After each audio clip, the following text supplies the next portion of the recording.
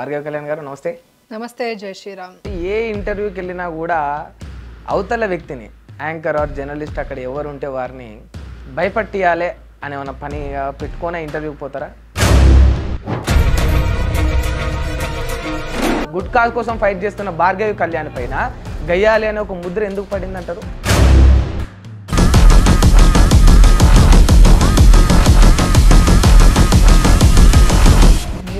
గెస్ట్లకు మర్యాద లేకుండా అరుస్తున్నారు, వాళ్ళని కూడా ఇబ్బంది పెట్టేలాగా మాట్లాడుతున్నారు అని కూడా బయట టాక్ ఉంది. అరే నీ అమ్మ కానీ, నీ చెల్లి కానీ, నువ్వు కన్న కూతురు కానీ బార్డర్లో నించోబెట్టి అప్పుడు మాట్లాడు. అరే ఎప్పుడు ఎటు నుంచి ఎవడొచ్చి లేపేస్తాడో తెలియకుండా ప్రాణం గుప్పెట్లో పెట్టుకొని దేశ భద్రత కోసం కుటుంబాన్ని వదిలేసి సైనికులు ఈరోజు బార్డర్ దగ్గర పనిచేస్తుంటే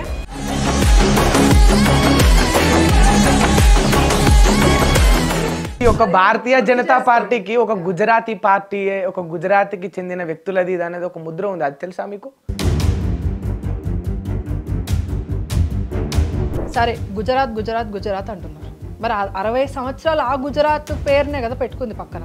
ఇప్పటికీ రాహుల్ గాంధీ, సోనియా గాంధీ, ఇందిరా గాంధీ, రాజీవ్ గాంధీ అందరు తగిలించుకున్నారుగా గాంధీ పేరు.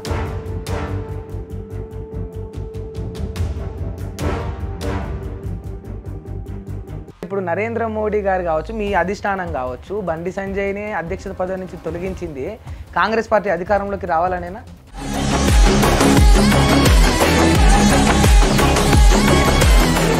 ఇప్పుడు యాజ్ అన్ ఇండివిజువల్గా నేను ఆలోచించుకుంటే నాకు ఎలా ఉంటుంది, బండి సంజయ్ కుమార్ గారిని ఎందుకు తీయాలి, అది లాస్ట్ మినిట్లో ఎందుకు తీస్తారు, నాకు ఒక ఉక్రోషం ఉంటుంది, కోపం ఉంటుంది. కానీ బండి సంజయ్ కుమార్ గారు ఒక మాట అన్నారు,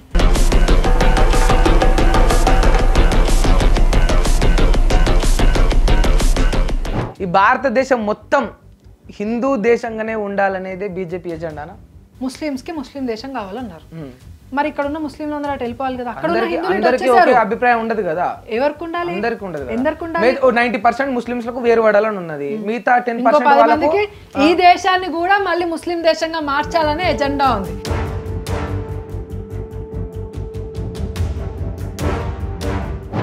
ఇదే ముక్క ముస్లిం సైడ్ నుంచి, మౌలానాల నుంచి, లేకపోతే మదర్సాలు నడిపించే వాళ్ళ దగ్గర నుండి నాకు ఈ సమాధానాలు కావాలి. బీజేపీ నాయకుడి దగ్గర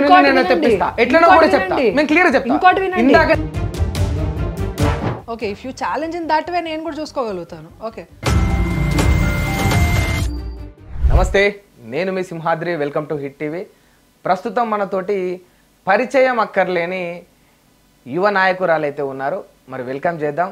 భార్గవ కళ్యాణ్ గారు నమస్తే. నమస్తే, జై శ్రీరామ్. బాగున్నారా? బాగున్నా అండి.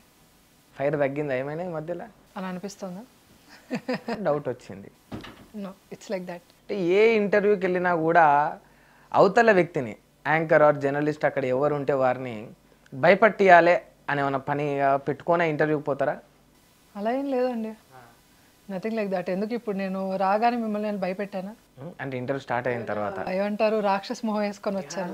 లే ఇంటర్వ్యూ స్టార్ట్ అయిన తర్వాత అలా ఏం లేదు. మేము ఒక గుడ్ కాజ్ కోసం పని చేస్తున్నాం. ఇఫ్ అది ట్రిగర్ అవుతే ఆబ్వియస్లీ విల్ బికమ్ అగ్రెసివ్, అంతే కదండి. అంతకుమించి ఏం లేదు. మా పర్సనాలిటీ మేము అగ్రెసివ్గానే ఉంటాము అనేది ఏమి ఉండదు. We are also humans. మీరే 2 వర్డ్స్ చెప్తున్నారు, గుడ్ కాజ్ అంటున్నారు, ట్రిగర్ అయితే అగ్రెసివ్ అవుతా అంటున్నారు. ఇక గుడ్ కాజ్కు అగ్రెసివ్కు ఒక రకంగా పొంతన కుదరదు. సరే, మీరు అవి రెండుని ఒకే దగ్గర. గుడ్ కాజ్ అంటే ఇప్పుడు మంచి విషయాలను తెలియజేయాలి, 10 మందికి జనాలకు ఎక్కువ మంచి అందజేయాలా, చేరవేర్చాలంటే లౌడ్గా మీరు మాట్లాడడం వల్ల ఆ సబ్జెక్ట్ అనేది డివియేట్ అవుతుంది అనుకోవట్లేదా మీరు? అనుకోవట్లేదు. ఇంకా గట్టిగా బలంగా చాలా కాన్ఫిడెంట్గా నేను ప్రజల్లోకి చేరుస్తున్నానే నమ్మకం ఉంది. అట్లా గట్టిగా బలంగా మాట్లాడడం వల్ల మీ పైన ఒక 2 ముద్రలు ఉన్నాయి, తెలుసా? చెప్పండి. నాకు కూడా తెలియదు. ఇప్పుడు సరే, ఫస్ట్ అయితే పర్లేదు, పాజిటివ్ గానే ఉంటది. భార్గవి కళ్యాణ్ గారు ఒక శివంగి లాగా, ఒక భద్రకాళి లాగా, ఒక మహాంకాళి లాగా, ఒక ఆడ బెబ్బులి లాగా ఉంటది, మాట్లాడుతుంది ఎప్పుడైనా కూడా అనేది ఒక మంచిది అయితే ఉన్నది. మరి రెండో విషయం కూడా ఉన్నది, అది నేను చెప్తా. మీరు యాక్సెప్ట్ చేస్తా, తీసుకోగలుగుతా అంటేనే చెప్తా. 100% మీరు తీసుకోగలుగుతా అంటేనే చెప్తా. ఒకవేళ చెప్పిన తర్వాత మళ్ళీ ఎడిట్ చేయండి, డిలీట్ చేయండి, కట్ చేయండి అంటే నేను మాత్రం చేయను. ఓపెన్గా చెప్తున్నా. చెప్పండి. చెప్పచ్చా? గయ్యాలి అనే ఒక ముద్ర కూడా ఉన్నది మీ పైన. ఓకే, మరి దానికి ఏమంటారు? నేనేమన్నా, అది మీ ఒపీనియన్. నాది కాదు, దట్స్ నాట్ మై ఎవరి ఒపీనియన్. ఒపీనియన్ అయినా పీపుల్ అంటున్నారు, జనాలు అంటున్నారు. జనాలు ఎవరైతే ఇప్పటివరకు నాతో అయితే ఎవరేమన్నారు, మీతో ఎలా అంటారు? ఇప్పుడు నేను చెడ్డ నేను చెడ్డ జరుగుతుంది నన్ను అన్నారు కదా, మరి అది మీ దానికి వదిలేస్తున్నాను అంతే. ఎందుకు అంటున్నారు అంటారు మరి? ఆ పైన మీ పైన ఆ ముద్ర ఎందుకు వచ్చింది? గుడ్ కాజ్ కోసం ఫైట్ చేస్తున్న భార్గవి కళ్యాణ్ పైన గయ్యాలి అనే ఒక ముద్ర ఎందుకు పడింది అంటారు? సి ఓకే, ఎవరైనా సరే, ఇప్పుడు మీరైనా సరే, ఇప్పుడు మీరు జర్నలిజం చేస్తున్నారు, ఇన్ని ఇంటర్వ్యూస్ చేశారు, మీరు కూడా గెస్ట్లకు మర్యాద లేకుండా అరుస్తున్నారు, వాళ్ళని కూడా ఇబ్బంది పెట్టేలాగా మాట్లాడుతున్నారు అని కూడా బయట టాక్ ఉంది. కొంతమంది వచ్చి అరే చాలా బాగా మాట్లాడుతున్నారు, ఆయన మాట్లాడడం వల్ల మేము అయిపోయామని వాళ్ళు కూడా ఉన్నారు. So when you are doing something, positive ఉంటుంది, నెగిటివ్ ఉంటుంది. నాకు మూడేస్తున్నారు. నేను ఎగ్జాంపుల్ తీసుకొని చెప్తున్నానండి, కావాలని ఇప్పుడు అర్థం కావాలి కదా, ప్రాక్టికల్గా చెప్పకపోతే ఎవరికి అర్థం కాదు. సో ఒక మనిషి ఏ పని చేస్తుంది, ఎందుకంటే స్టోరీ ఉంటుంది. ఒక వైఫ్ అండ్ హస్బెండ్ ఒక గాడిదని పట్టుకొని వెళ్తూ ఉంటారు, రోడ్డు మీద చూసిన వాళ్ళు అంటారు వీళ్ళకి అసలు బుద్ధి లేదు, జ్ఞానం లేదు, ఆ గాడిదని పెట్టుకొని పక్కన వేసుకొని వెళ్తున్నారు, దాన్ని ఎలా వాడాలో వీళ్ళకి తెలియదు అని భర్త అనుకుంటాడు, అమ్మ అవును కదా దీన్ని ఎట్లా వాడదాం, సరేలే నువ్వు ఎక్కువ అని చెప్పి భార్యను ఎక్కిస్తాడు. కొంచెం దూరం వెళ్ళిన తర్వాత కొంతమంది అంటారు సిగ్గు లేదు వీడికి, అసలు వీడేం మగాడు, ఆడదాని చేతిలో ఉన్నాడు, ఆడదాన్ని ఎక్కించి వీడు నడుస్తున్నాడు, అసలు వీడు మగాడేనా అంటాడు. అమ్మ బాబు అవునా అని చెప్పి భార్యను దించి వీడు కూర్చుంటాడు. కొంచెం దూరం వెళ్ళిన తర్వాత మళ్ళీ ఇంకొకరు కామెంట్ చేస్తారు, అసలు ఆడపిల్లని నడిపిస్తున్నాడు వీడేం మనిషి అని. వీళ్ళకి ఏం చేయాలో అర్థం కాక వీళ్ళిద్దరూ కూర్చుంటారు. కొంచెం దూరం వెళ్తే అసలు వాళ్ళిద్దరు మనుషులేనా, ఆ గాడిద మీద ఇద్దరు కూర్చుంటే గాడిదల్లా ఉన్నారు, వీళ్ళు అసలు మనుషులేనా, గాడిద ఎంత ఫీల్ అవుతుంది, ఎంత బరువు ఫీల్ అవుతుంది అని చెప్పేసి అంటారు. వాళ్ళు ఏం చేయాలి? ఇప్పుడు 4 సిచ్యువేషన్స్ ఉన్నాయి, ఏం చేయాలి? సొసైటీ కీప్స్ టాకింగ్ అండి, పాజిటివ్ ఉంటుంది. మీ దృష్టిలో రాజకీయాలు గాడిద కథ రెండు ఒకటేనా?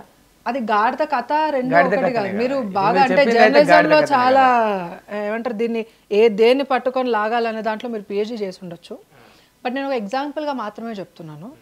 ఒక ఇండివిజువల్, అది ఏ ప్రొఫెషన్ అయినా కావచ్చు, it is not just politics, అది ఏ ప్రొఫెషన్లో ఉన్నా కూడా ఒక మనిషిని వేలెత్తి చూపించే వాళ్ళకి ఫస్ట్ ఆఫ్ ఆల్ పని ఉండదు. కానీ ఒక మనిషి, ఇప్పుడు నరేంద్ర మోదీ గారు ఇన్ని మంచి పనులు చేశారు దేశానికి, దాని గురించి ఎవరు మాట్లాడరు. వేలెత్తి చూపించే అంశాలు ఏముంటాయని ఎతికి ఎతికి ఎతికి ఎతికి మరి సందర్భం లేకపోయినా వేలెత్తి చూపించే వాళ్ళు చాలా మంది బయలుదేరుతారు. అది తప్పు ఉంది కాబట్టి ప్రజలు ఇబ్బంది పడుతున్నారు కాబట్టి మేము మాట్లాడుతున్నాం. ప్రజలు ఇబ్బంది పడని సిచ్యువేషన్ నరేంద్ర మోదీ గారు మరి మంచి చేసిన విషయాలు ఎన్ని మాట్లాడుతున్నారు? ఎందుకు మాట్లాడారు? ఎవరు మాట్లాడారు? ఏ కాంగ్రెస్ నాయకులు మాట్లాడారు? రాహుల్ మాట్లాడారు కదా. ఇప్పుడు అపోనెంట్ పార్టీ, బీజేపీ పార్టీ వాళ్ళు ఎవరైనా కేసీఆర్ చేసిన మంచి చెప్తారా? నేను ఒకటే ఓపెన్ గా మీకు అడుగుతున్నాను, కూల్ గా మాట్లాడదాం. నేను మిమ్మల్ని సబ్జెక్ట్ అడుగుతాను. నేను బీజేపీ వాళ్ళు ఎవరైనా కూడా కేసీఆర్ చేసిన మంచి పనుల గురించి మాట్లాడతారా? మిషన్ భగీరథ గురించి గానీ, ఇంటింటికి వచ్చే నీళ్ళ గురించి గానీ, 24 గంటల కరెంట్ గురించి గానీ ఏ రోజైనా మీరే ఇది హర్షించదగ్గ విషయం, ఇది అభినందించదగ్గ విషయం అని మీ నోటి నుండి ఎప్పుడైనా ఒక్క చోటనే చెప్పిన దాఖలాలు ఉన్నాయా? వాళ్ళు చెప్పిన దాఖలాలు ఉన్నాయి. వాళ్ళు చెప్పారు, మీరు చెప్పారు, మరి మీరు ఎందుకు దాన్ని స్పెషల్ గా దాన్ని చూపిస్తున్నారు? నరేంద్ర మోడీ మంచి పనుల గురించి ఎవరు చెప్పారు అని. దీన్ని లాగింది మీరే. నేను జస్ట్ చెప్పేది ఏంటి అంటే, పాయింట్అవుట్ చేసే వాళ్ళు ఉంటారండి. మీరు అది ఏ ప్రొఫెషన్లో ఉన్నా it's common. Positive side is also common, negative side is also common. But me cause ఏంటి, మీ అంబిషన్ ఏంటి, మీ గోల్ ఏంటి, అసలు మీరు దేని వైపు చూస్తున్నారా, టార్గెట్ వైపు వెళ్ళగలుగుతున్నారా అనేది మీ మీద డిపెండ్ అయి ఉంటుంది. సింహాద్రి గారు అసలు ఇండివిజువల్ కూడా మీరు ఆలోచించండి.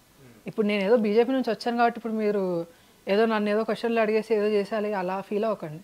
Okay, just normal happy conversation అంతే అంతే. ఓకే, ఎందుకంటే మీరు నాకు శత్రువు కాదు, నేను మీకు శత్రువు కాదు, రైట్? మీరు ఒక ఇంటర్వ్యూకి పిలిచారు, నేను జస్ట్ ఏం చెప్తున్నాను, నార్మల్ జనరలైజ్ చేసి చెప్తున్నా. సొసైటీలో మనం ఒక పని చేస్తున్నప్పుడు ఏది చేసినా సరే దానికి ఒక మంచి చెడు మాట్లాడే వాళ్ళు ఉంటారు.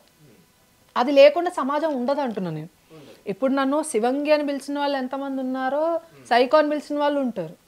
కానీ నేను శివంగిని తీసుకోవట్లే, సైకో అన్నదాన్ని తీసుకోవట్లే. అది నా మీద డిపెండ్ అయి ఉంటుంది. ఎందుకంటే నువ్వు అది శివంగి అని తీసుకున్నావు అనుకో, గర్వం పెరిగిపోతుంది, పని చేయడం ఆపేస్తాం. వి ఫీల్ సమ్వేర్ నేను ఏదో రీచ్ అయిపోయాను ఫీల్ అవుతాం. దానివల్ల మనం స్లో అయిపోతాం, మనం చేసే పని ఆపేస్తాం. అదే ఇంకో నెగిటివ్ కోణం తీసుకున్నాం అనుకోండి, సైకో అని, మనం డిప్రెస్డ్ ఫీల్ అవుతాం. అండ్ మనం ఏం చేయాలనుకుంటున్నామో దాని మీద ఫోకస్ చేయకుండా ఇవన్నీ మనకి ఎందుకులే అని వెనక్కి వెళ్ళిపోయే ఛాన్సెస్ చాలా ఉంటాయి. So positive and negative both are bad for us. మన అంబిషన్ ఏంటో దాని వైపే మన టార్గెట్ ఉండాలి. కానీ వీటన్నిటిని పట్టించుకుంటూ పోతే గుడ్ ఆర్ బ్యాడ్ అండి. ఇప్పుడు మంచి అన్నారు అనుకోండి, ఇట్స్ ఓకే. బ్యాడ్ అన్నారు అనుకోండి, అది కూడా okay. When you are ready to take these two, you are fit for being a politician. లేదనుకోండి, మీకు పాలిటిక్స్ కాదు కదా, ఏది సెట్ కాదు లైఫ్లో.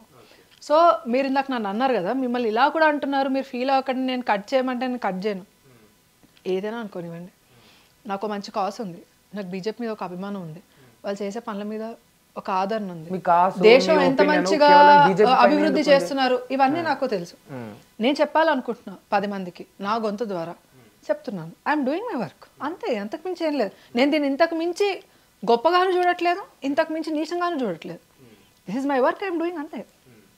సరే, అంటే మీరు ఇప్పుడు ఈ తెలంగాణ బిడ్డ, మీరు తెలంగాణకు చెందిన వ్యక్తి, మీరు ఇక్కడనే పుట్టిరు పెరిగారు, మీకు ఇక్కడ పరిస్థితులు అన్నీ తెలుసు కదా.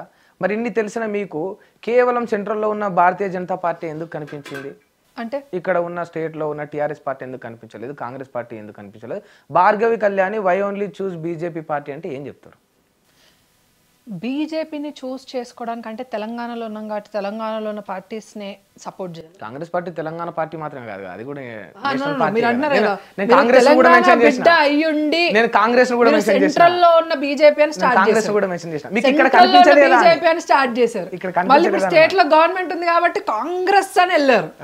So you are playing the dual role అన్నమాట, half black half white nature గా సింహాద్రి గారు నా పైన ముద్రేస్తున్నారా మీరు? ఇందాక వరకు మీరు నా మీద ముద్రేశారు. నేనే లేదు, అది జనాలు అన్నమాట, ఇది మీరు అంటున్నమాట. మేము కవలం పువ్వు గుర్తులో పనిచేస్తున్న వాళ్ళం అండి. కవలం పువ్వు బురదలో ఉన్న దాన్ని బురద అనేది మా ఆకులకి అంటది. ఒక భారతీయ జనతా పార్టీకి ఒక గుజరాతీ పార్టీ, ఒక గుజరాతీకి చెందిన వ్యక్తులది ఇది అనేది ఒక ముద్ర ఉంది, అది తెలుసా మీకు? తెలుసా లేదా? గాంధీ ఎక్కడి నుంచి వచ్చాడండి? మీ భారతీయ జనతా పార్టీకి ఇదైతే ఉంది, మరి చెప్పండి కదా, ఇదైతే ఉంది, చెప్పండి కదా, ఇది ఉంది. క్వశ్చన్ ఉంది, నాకు కూడా ఒక క్వశ్చన్ ఉంది. ఇగో నేను మిమ్మల్ని క్వశ్చన్ చేస్తున్నా, ఆన్సర్ చేయండి. మీ భారతీయ జనతా 100కి 200% నేను ఆన్సర్ చేయడానికి రెడీ ఉందా లేదా? లేదు లేదా? నేను చెప్తా, నేను అడుగుతున్నా కదా, లేదా? కాంగ్రెస్ గవర్నమెంట్ ఎక్కడి నుంచి వచ్చింది? Okay fine. ఇప్పుడు గాంధీ పేరు పెట్టుకొని రాజకీయం చేస్తున్న వాళ్ళు ఒక పార్టీ వాళ్ళు ఉన్నారు కదా, గాంధీ ఎక్కడ పుట్టాడు, ఎక్కడి నుంచి వచ్చాడు? చెప్పండి, చెప్పండి. నన్ను ఇంటర్వ్యూ చేస్తాను, నేను మిమ్మల్ని ఇంటర్వ్యూ చేద్దామని పిలిచిన. అవును, నన్నే ఇంటర్వ్యూ చేస్తాను. ఆన్సర్ వస్తే నేను మా ఆన్సర్ చెప్తాను కదా, మీరే చెప్పండి, అది కూడా మీరే చెప్పండి. గాంధీ ఎక్కడి నుంచి వచ్చారు చెప్పండి కదా. ఇప్పుడు ఆన్సర్ మీ అందరికి దొరికితే గుజరాతీ గులాంలు అంటే మరి కాంగ్రెస్ వాళ్ళు కూడా గుజరాతీ గులాంలే, మరి వాళ్ళు గాంధీ పర్వార్ అనే మాట్లాడుకుంటారు కదా. Gandhi is also born in Gujarat. So అంటే అప్పుడు గుజరాత్ కాదు, ఇప్పుడు గుజరాతా? మరి జనాలే మరి ఎందుకు ప్రత్యేకంగా బీజేపీని అంటున్నారు? ఇది చాలా ప్రొపగండా అండి, బాగా నడుస్తుంది. మీడియాని చేతిలో పెట్టుకొని ఆటలాడే వాళ్ళు చాలా మంది ఉంటారు, అండ్ కాంగ్రెస్ అంతలో చాలా ఆరితేరిపోయిన రాజకీయాలు చేస్తుంది. ప్రజలకు ఎలాంటి ఒపీనియన్ ఉండదు, కానీ ప్రజల్ని ఈ పలానా కళ్ళజోడు పెట్టుకోనే మీరు చూడాలి అని రంగురంగుల కళ్ళజోడు మార్చి ప్రపంచాన్ని రంగులుగా చూపిస్తుంది, కానీ ప్రపంచానికి అన్ని రంగులు లేవు. గుజరాతీ గులాంలని వీళ్ళు స్టార్ట్ చేశారు. ప్రొపగండా అంతా నడిపిందంతా పొలిటికల్ టూల్ కిట్ అంతా కాంగ్రెస్ది, which has come from foreign. వీళ్ళు ఇక్కడ గుజరాతీ గులాం. మరి అయితే నువ్వు గాంధీ అని ఎందుకు పెట్టుకున్నావు? మరి గాంధీ కూడా గుజరాత్లోనే పుట్టాడు కదా, మరి why you don't speak about that? So ఈ ప్రొపగండాల మీద పడకండి, దేశం అభివృద్ధి మాత్రమే చూడాలి. ఇప్పుడున్న యువత కూడా ఇంకా ఇలా మాట్లాడితే దేశంలో అడుక్కు తినడానికి కూడా ఏది మిగలదు మనకి. సో అట్లీస్ట్ నవ్ ఇప్పటికైనా యూత్ని ఆలోచించాలి. ఇప్పుడు రేవంత్ రెడ్డి గారు వెళ్ళారు, ఆప్కే అదాలత్కి వెళ్ళారు, యువత ఎటుపోతుంది. ఇప్పుడు ఫస్ట్ టైం ఓటర్స్ మీరు అసలు ఎవరు కోటేస్తారు, వాళ్ళు మోడీకి ఏమంటారు, రేవంత్ రెడ్డి గారు కూడా మోడీకి వేయండి అని చెప్పారు కదా. Thank you so much for being the BJP campaigner అనమాట. Thank you so much, star campaigner. మాకు అంతేనా? కాంగ్రెస్ పార్టీలో ఉన్న ముఖ్యమంత్రి బీజేపీ కోటేని, మోదీ కోటేని అని చెప్పినందుకు చాలా ధన్యవాదాలు. అప్కి బార్ 400 పార్లు ఆయనకు కూడా కొంచెం షేర్ ఉంది అయితే లెక్కలో, బికాస్ క్యాంపెయినింగ్. అంతేనా? సో నేనేమంటా అంటే ఇవన్నీ నాన్ సెన్స్. మనము ఎవరో చేసిన ఫాల్స్ ప్రొపగెండాలో పడి దాన్ని మైండ్లోకి తీసుకొని యాక్ట్ చేయడం కన్నా ఒకసారి మీరు ఆలోచించండి. సరే, గుజరాత్ అంటున్నారు, మరి 60 సంవత్సరాలు ఆ గుజరాత్ పేరునే కదా పెట్టుకుంది పక్కన. ఇప్పటికి రాహుల్ గాంధీ, సోనియా గాంధీ, ఇందిరా గాంధీ, రాజీవ్ గాంధీ అందరు తగిలించుకున్నారుగా గాంధీ పేరు. మరి గాంధీ గుజరాత్ నుంచి వచ్చాడుగా, మరి మీరు కూడా గుజరాత్ గులాంలేనా? You should have an answer. Gujarat అయితే ఏమైపోయింది అంటే వీళ్ళకి మాత్రం పాకిస్తాన్ని ప్రేమించేంత ఉదార్థమైన మనసు ఉంటుంది, కానీ భారతీయ జనతా పార్టీ గుజరాత్ నుంచి వచ్చిన పర్సన్ని ప్రధానిగా చూడడంలో ఉదారత ఉండకూడదు. అదా వీళ్ళ పాయింట్. మొన్ననే అన్నాడుగా ఆయన మహానుభావుడు అద్దంకి దయాకర్ ఏమన్నారు, మీ శ్రీరాముడు ఏమైనా బాబే అవుతాడా లేకపోతే సీతమ్మ పిన్ అవుతుందా అని. ఇదే మనిషి డిబేట్లో కూర్చొని పాకిస్తాన్ని నేను ప్రేమిస్తా అని మాట్లాడాడు. సో కాంగ్రెస్ వాళ్ళు పాకిస్తాన్ని ఎవరు, అరే నీ అమ్మ కానీ నీ చెల్లి కానీ నువ్వు కన్న కూతురు కానీ బార్డర్లో నించోబెట్టి అప్పుడు మాట్లాడు. అరే ఎప్పుడు ఎటు నుంచి ఎవడొచ్చి లేపేస్తాడో తెలియకుండా ప్రాణం గుప్పెట్లో పెట్టుకొని దేశ భద్రత కోసం కుటుంబాన్ని వదిలేసి సైనికులు ఈరోజు బార్డర్ దగ్గర పనిచేస్తుంటే వీళ్ళు పాకిస్తాన్ని ప్రేమిస్తున్నారని మాట్లాడతారు. అప్పుడు అలాంటి వాళ్ళందరూ, అలాంటి రాజకీయ నాయకులు అందరూ మీకు పనికొస్తారా సింహాద్రి గారు? ప్రజలకు పనికొస్తారా? కానీ మేము అభివృద్ధి చేసే నాయకుడు ఒక స్వచ్ఛందంగా అంటే దేశం మీద ప్రేమతో దేశం యొక్క భవిష్యత్తుని ఆలోచనలు దృష్టిలో పెట్టుకొని ఆయన స్వార్థం లేకుండా దేశం కోసం పనిచేస్తున్న నరేంద్ర మోదీ గారిని సపోర్ట్ చేస్తే మేము గులాంలు అయిపోయాము గుజరాత్కి. ఇఫ్ అలా అనుకుంటే గుజరాత్ అయితే భారతదేశంలోనే ఉంది. ఐ కెన్ ప్రౌడ్లీ సే నేను గుజరాత్ గులాంనే మీరు అలా అనుకుంటే. ఎందుకంటే నేను 6 దశాబ్దాల కాలంలో భారతదేశ చరిత్రలో చూడని గొప్ప గొప్ప విషయాలని ఏం మిగిలిందండి 6 దశాబ్దాల కాలంలో? ఎమర్జెన్సీ 370 ఆర్టికల్, వక్ఫ్ బోర్డ్ లేకపోతే ఇలాంటివి తప్ప మనకేం మిగలేదు భారతదేశానికి. ప్రపంచ దేశాల స్థాయిలో కూడా మనల్ని కనీసము అరే చెప్పులైనా కూడా మన ఇంటి బయట చెప్పులు స్టాండ్లో అయినా పెడతామండి. చెప్పులకు కనీసం స్టాండ్ దగ్గరైనా విలువ ఉంటుంది. కాంగ్రెస్ హయాంలో మనకు ఆ చెప్పులకున్న స్థాయి కూడా లేదు భారతదేశానికి. అది మన గతి. మన ప్రధాని ఎవరు హుకుం చెలాయించారో చూడలేదా?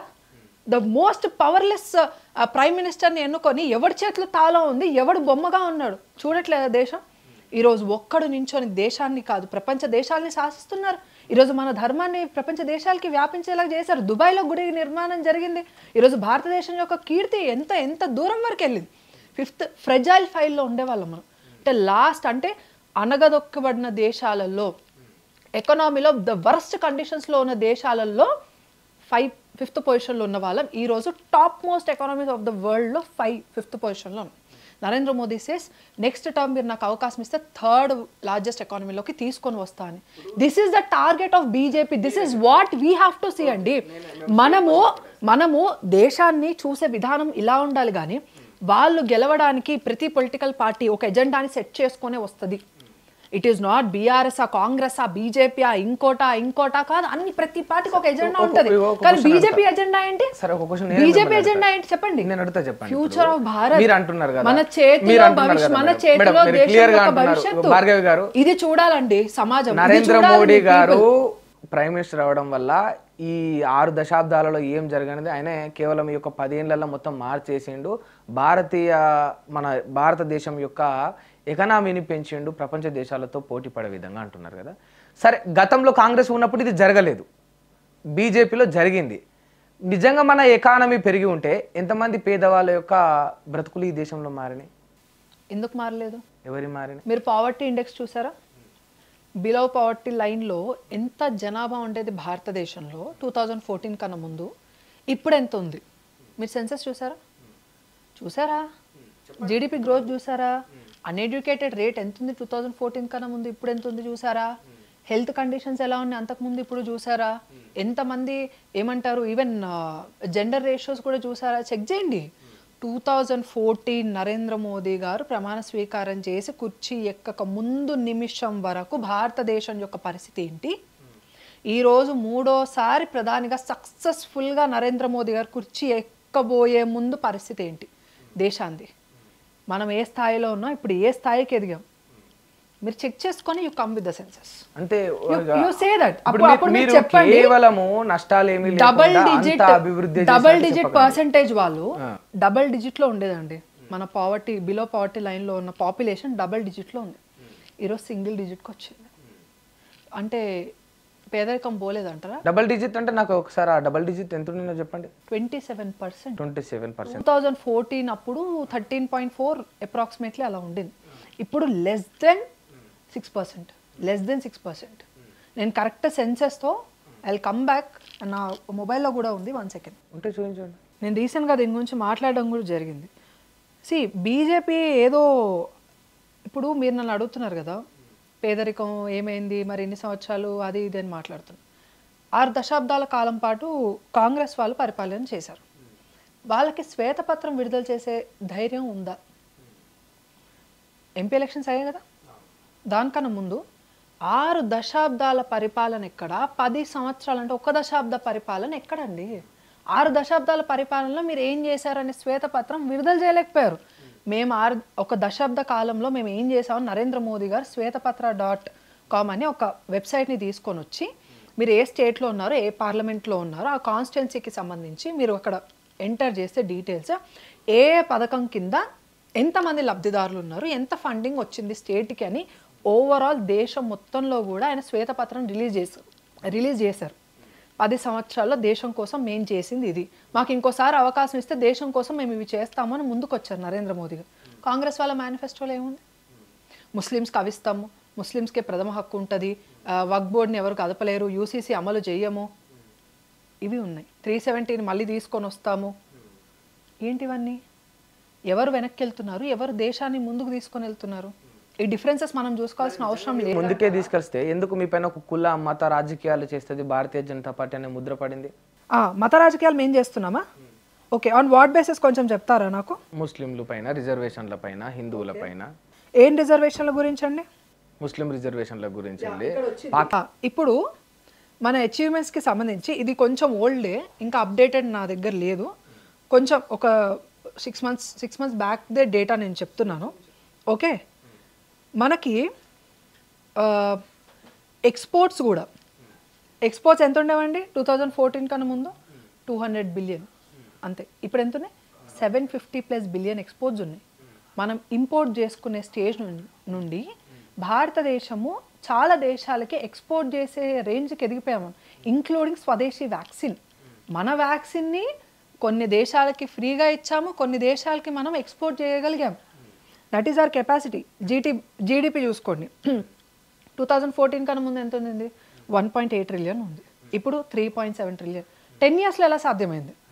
మీరు 60 సంవత్సరాల్లో చేయలేదు. అది కూడా చెప్పండి. సారీ, అప్పులు కూడా పెరిగినాయి కదా? ఎంత పెరిగాయి? ఎంత పెరిగినాయి అది కూడా చెప్పండి. అకౌంట్ కూడా చెప్పాలి కదా, మీరే చెప్పండి.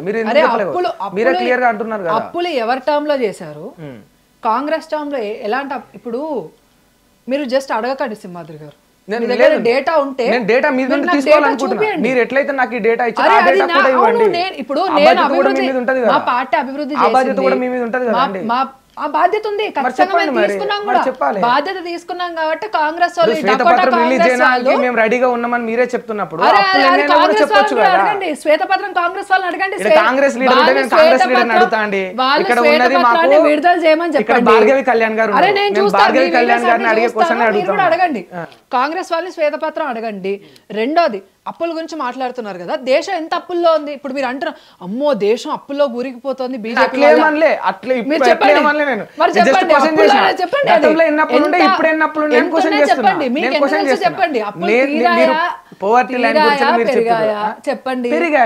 ఎలా, ఎంత పెరిగింది, ఎంత పెరిగింది చెప్పండి.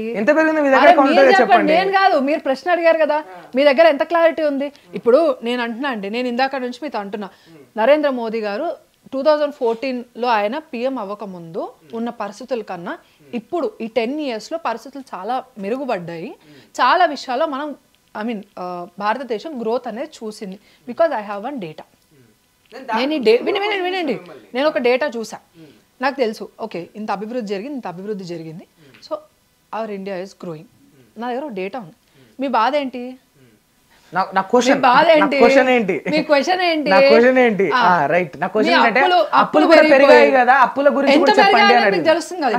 నిమిషం అండి, నరేంద్ర మోదీ గారు రాకముందు ఇన్ని లక్షల కోట్ల అప్పు ఉంది అని మీ దగ్గర ఒక సెన్సస్ ఉండాలి. 10 సంవత్సరాలు ఇంత పెరిగాయి, మీ దగ్గర ఒక సెన్సస్ ఉండాలి. ఎంత అఫీషియల్ డేటా అదొకటి ఉండాలి. మీరు ఇవేం లేకుండా అప్పులు పెరిగిపోయాయి, పేదరికం పెరిగిపోయింది, ధరలు పెరిగాయి, ఇది పెరిగింది, ఆడి కొవ్వు పెరిగింది అని మాట్లాడితే నేను దాని గురించి మాట్లాడలేదు. మీరు డేటా అడగండి, ధరలు పెరగలేదా? నేను తీసి ఆల్రెడీ మాట్లాడా. ఎంత ఉండింది 2014 కన్నా? పెరగలేదా? అప్పుడు ఎప్పుడు ఆయిల్ ప్యాకెట్, గ్యాస్ సిలిండర్లు ఇవన్నీ కొనాలంటే 100లలో అయిపోయి, ఇప్పుడు 1500, 1200, 1000 రూపాయలు ఈ లెక్కన పెరగలేదా? 2014 పెట్రోల్ ధరలు పెరగలేదా? డీజిల్ ధరలు పెరగలేదా? 2014 నరేంద్ర మోదీ గారు ప్రధానిగా కూర్చునే ముందు సెకండ్ వరకు గ్యాస్ సిలిండర్ ధర ఎంత ఉందో మీకు తెలుసా? ఎంత ఉంది? అరే చెప్పండి అయ్యా, ఎంత ఉంది? మీరు మరి నన్ను మీకు ఏం ఇంటర్వ్యూ తెలియకుండా అసలు వచ్చేందుకు ఇంటర్వ్యూ మీరు నన్ను ఇంటర్వ్యూ చేస్తున్నారా మీరు నేను నన్ను మిమ్మల్ని ఎందుకు ఇంటర్వ్యూ క్వశ్చన్ చేస్తున్నారా? మీరు మీరు నన్ను ఇంటర్వ్యూ చేస్తున్నారు నేను మిమ్మల్ని ఇంటర్వ్యూ మీరు నా చేస్తున్నారా? పార్టీ మీద క్వశ్చన్ వేస్తున్నారు, మీరు ధరలు పెంచేశారు. Question- అరే ఎంత పెంచారు? question- మీ దగ్గర question is డేటా mine. ఉండాలి కదా. Data నా దగ్గర ఎందుకు ఉంటుంది? ఎందుకు ఉండాలి? మీ దగ్గర లేకుండా ఉండాలి. మాట్లాడతారు. Data మీ దగ్గర ఉండాలి. డేటా Data మీ దగ్గర ఉండాలి. Data మీ డేటా దగ్గర ఉండాలి. లేకుండా మీరు ఎట్లా మాట్లాడుతున్నారు? ఎట్లా మాట్లాడుతున్నారు? ఎట్లా చెప్తున్నారు? బీజేపీ ఏం చేయలేదు, బీజేపీ రేట్లు ఏం చేయలేదు, ఏం చేయలేదని నేను అనట్లే. రేట్లు ఎట్లా పెంచిందని నేను మీరు ఎట్లా నేను చెప్తున్నారు? మిమ్మల్ని క్వశ్చన్ చేస్తున్నా. నేను రేట్లు క్వశ్చన్ పెరిగాయని మీరు ఎలా చెప్తున్నారు? On what basis Congress are you asking this Congress question? హయాంలో 600కు గ్యాస్ సిలిండర్ దొరికేది. లేదు. 600కు లేదు. దొరికేది. ఎంతకు దొరికేది? 2014 ఐ గెస్ నా దగ్గర ఈ పిక్చర్ కూడా ఉంటుంది. ఒక గ్యాస్ బిల్ ఉంటుంది అండి, గ్యాస్ బిల్ 1 సెకండ్. యా, ఒరిజినల్దేనా అడుగుతున్నా. మేము ఏమంటారు, మేము జర్మన్ షెపర్డ్స్ కాదులేండి. We don't follow any German shepherd's, we take the authenticated data and come forward. ఇప్పుడు ఎవరిని అంటున్నారు? షీతు మెమోరియల్ గ్యాస్ ఏజెన్సీ వాళ్ళు ఇచ్చారు. ఇండియన్ వాళ్ళది డిస్ట్రిబ్యూటర్స్, ఇండియన్ వాళ్ళది, ఇండియన్ గ్యాస్ వాళ్ళది, స్టార్ డిస్ట్రిబ్యూటర్. ఇండియా మొత్తం అదే రేట్లు ఉందా? 2014 ఫిబ్రవరి 12th రోజుది బిల్ ఇది. 1212 రూపాయలు, 1212 రూపీస్. ఈరోజు ఉజ్వల యోజన కింద గ్యాస్ కనెక్షన్ కింద మీకు వచ్చే cylinder rate 400 rupees. Narendra Modi గారు దీని ఉజ్వల యోజన స్టార్ట్ చేసినప్పుడు 800 దగ్గర స్టార్ట్ చేశారు.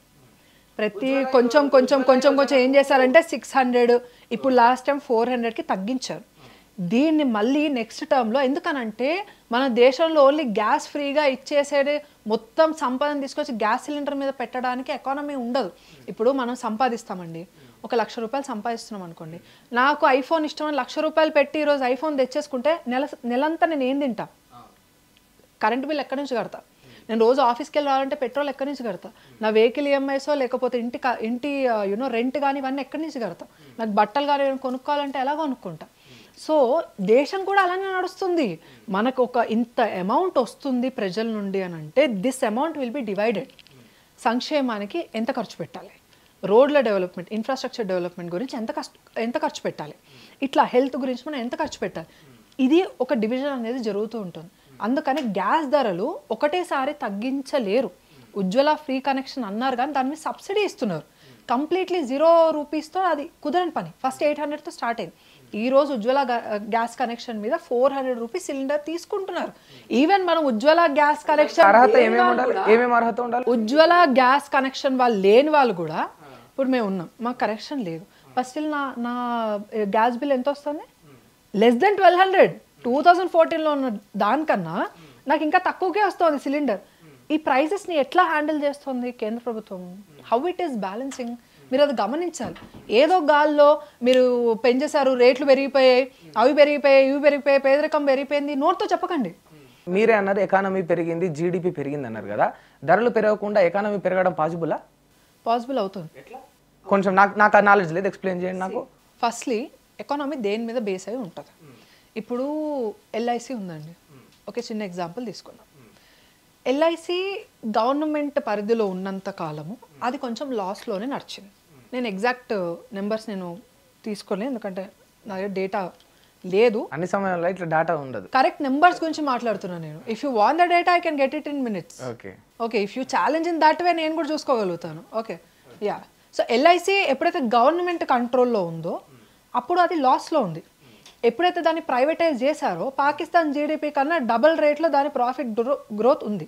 ఈవెన్ మీరు ఆర్బీఐ కూడా చూసుకోండి, రిజర్వ్ బ్యాంక్ ఆఫ్ ఇండియా అంటే ఓవరాల్ వరల్డ్ బ్యాంక్లో కూడా రిజర్వ్ బ్యాంక్ అన్ని బ్యాంక్స్ లాస్లో నడుస్తుంటే ఆర్బీఐ మాత్రం ప్రాఫిట్లో నడుస్తుంది. Why this is happening? ఎందుకు? ఒక మనిషి అప్పుడు పరిస్థితులు ఎలా ఉన్నాయి, ఇప్పుడు ఎలా ఉన్నాయి? ఒక ఇండస్ట్రీ పెట్టాలనుకోండి, ఇప్పుడు మనకు వర్క్ జనరల్గా జనరేట్ అవ్వాలంటే ఎలా అవుతుంది? On what basis? ఏదైనా ఒక ఇండస్ట్రీ కానీ కంపెనీ పెట్టాలి, తీసుకురావాలి. అప్పట్లో ఒక ఇండస్ట్రీ సెటప్ చేయాలి అని అంటే పెద్ద తలకాయ నొప్పి ఏంటంటే ఈ గవర్నమెంట్ నుండి ఆమోదం తీసుకొని రావడం.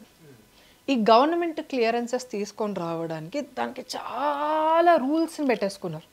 There is a lot of process. ఒక 150, 180 స్టెప్స్ ఉన్నాయి దానికి. అవన్నీ చేసుకుంటూ కంపెనీ సెటప్ చేసే అంత స్టేజ్కి ఇప్పుడు 100 కంపెనీలు స్టార్ట్ చేస్తే లాస్ట్కి వచ్చేసరికి ఒక 4-5 సెటప్ అవుతున్నాయి. మిగతా కంపెనీలన్నీ అన్ని ప్రాసెస్ వరకు రావట్లా. ఏమైపోయిందనంటే మన భారతదేశంలో చాలామందికి అంటే పర్సంటేజెస్ ఇవ్వాల్సిన దౌర్భాగ్యం ఏర్పడింది. పని ముందుకెళ్ళేది కాదు. ఇండస్ట్రీ సెటప్ చేయాలంటే లోకల్ లీడర్స్ అంటే లోకల్ పొలిటీషియన్ దగ్గర స్టార్ట్ చేసుకొని పైన వరకు ప్రతి ఒక్కరికి తినిపించాలి, కమిషన్స్ ఇవ్వాలి. And at the same time government through కూడా మనకి క్లియరెన్సెస్ రావాలంటే కూడా చాలా ప్రాసెస్ ఉండేది. సో ఈ తలకాయ నొప్పులన్నీ కాకుండా వాళ్ళు ఒక రేంజ్ వరకు ఫండింగ్ చేసుకునేవాళ్ళు. తర్వాత చాలా కార్పొరేట్ కంపెనీస్ వెనక్కి వచ్చేసాయి. రీసెంట్గా ఎయిర్సెల్ ఓనర్ ఎవరైతే ఉన్నారో ఆయన ఒక ఇంటర్వ్యూలో కూడా ఇదే చెప్పారు. 2014 కన్నా ముందు ఎయిర్సెల్ని అంటే అంత దిగజారిపోయి కంపెనీ అంత లాస్లో పడిపోయి క్లోజ్ చేసుకోవాల్సిన స్టేజ్ వచ్చిందంటే బికాస్ ఆఫ్ ద గవర్నమెంట్. అదే కంపెనీ ఇప్పుడు నరేంద్ర మోదీ గారి గవర్నమెంట్ ఉన్నప్పుడు ఉండుంటే it has to been like మంచి ప్రాఫిట్లో నడిచేది. ఎందుకనంటే మన వాళ్ళు ఇక్కడ పెట్టాలి, ఇన్వెస్ట్మెంట్స్ ఎవరైనా రావాలి అంటే ఫస్ట్ ఆఫ్ ఆల్ మనం దీన్ని సేఫ్ ప్లేస్గా చూపించాలి. ప్రతిసారి ఎక్కడ బాంబే అటాక్ జరుగుతుందో, ముంబైలో జరుగుతుందా, హైదరాబాద్లో జరుగుతుందా, లుమ్నీలో జరుగుతుందా, గోకుల్ చాట్ దగ్గర జరుగుతుందా, లేకపోతే ఏంటో తెలియని పరిస్థితి. ఎవరు ఇన్వెస్టర్స్ ఇక్కడికి రారు. అండ్ ఇక్కడ మ్యాన్ పవర్ ఉన్నా కూడా ఇక్కడ సెటప్ చేయాలంటే గవర్నమెంట్ క్లియరెన్సెస్ చాలా ఉండేవి. నరేంద్ర మోదీ గారు వచ్చేసిన తర్వాత ఫస్ట్ చేసిన పని ఏంటి అని అంటే వీళ్ళకి యాక్సెస్ ఇవ్వడం. అండ్ మీరు ఇంకొకటి కూడా గమనించండి, నరేంద్ర మోదీ గారు చేసిన biggest task startup India and standup India. ఈ రెండింటి వల్ల ఏమైందంటే యువత వాళ్ళు ఎంప్లాయ్మెంట్ కోసం వెతుక్కకుండా వాళ్ళు ఓన్గా ఎంప్లాయ్మెంట్ని క్రియేట్ చేసే రేంజ్కి వెళ్ళారు. లైక్ మీరు చూస్తే టీ హబ్స్ కానీ అంటే వాటి ఫ్రాంచైజ్లు, కొంతమంది ఏంటంటే ఓన్గా ఫ్యాబ్రిక్ స్టోర్స్ లాంటివి స్టార్ట్ చేయడం, రకరకాలుగా. అసలు కాంగ్రెస్ గవర్నమెంట్లో నాకు తెలిసి 7 యూనికార్న్స్ కూడా లేరు.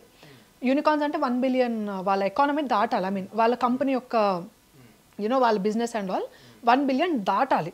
కానీ అంత కంపెనీస్ కానీ ఏవి మన దగ్గర లేవు. కానీ నరేంద్ర మోదీ గారు స్టార్టప్స్ త్రూనే వాళ్ళకే ఫండింగ్ ఇచ్చి గవర్నమెంట్ త్రూ బ్యాంక్స్ త్రూ ఒక సర్టెన్ ప్రాసెస్ పెట్టి స్టాండప్ ఇండియా ద్వారా వాళ్ళకి లోన్స్ ఇవ్వడం అండ్ అటు నుంచి స్టార్టప్స్ని బిల్డ్ చేసుకుంటూ ఇప్పుడు ఆల్మోస్ట్ మనం 100 యూనికార్న్ కౌంట్ని మనం దాటేసాం.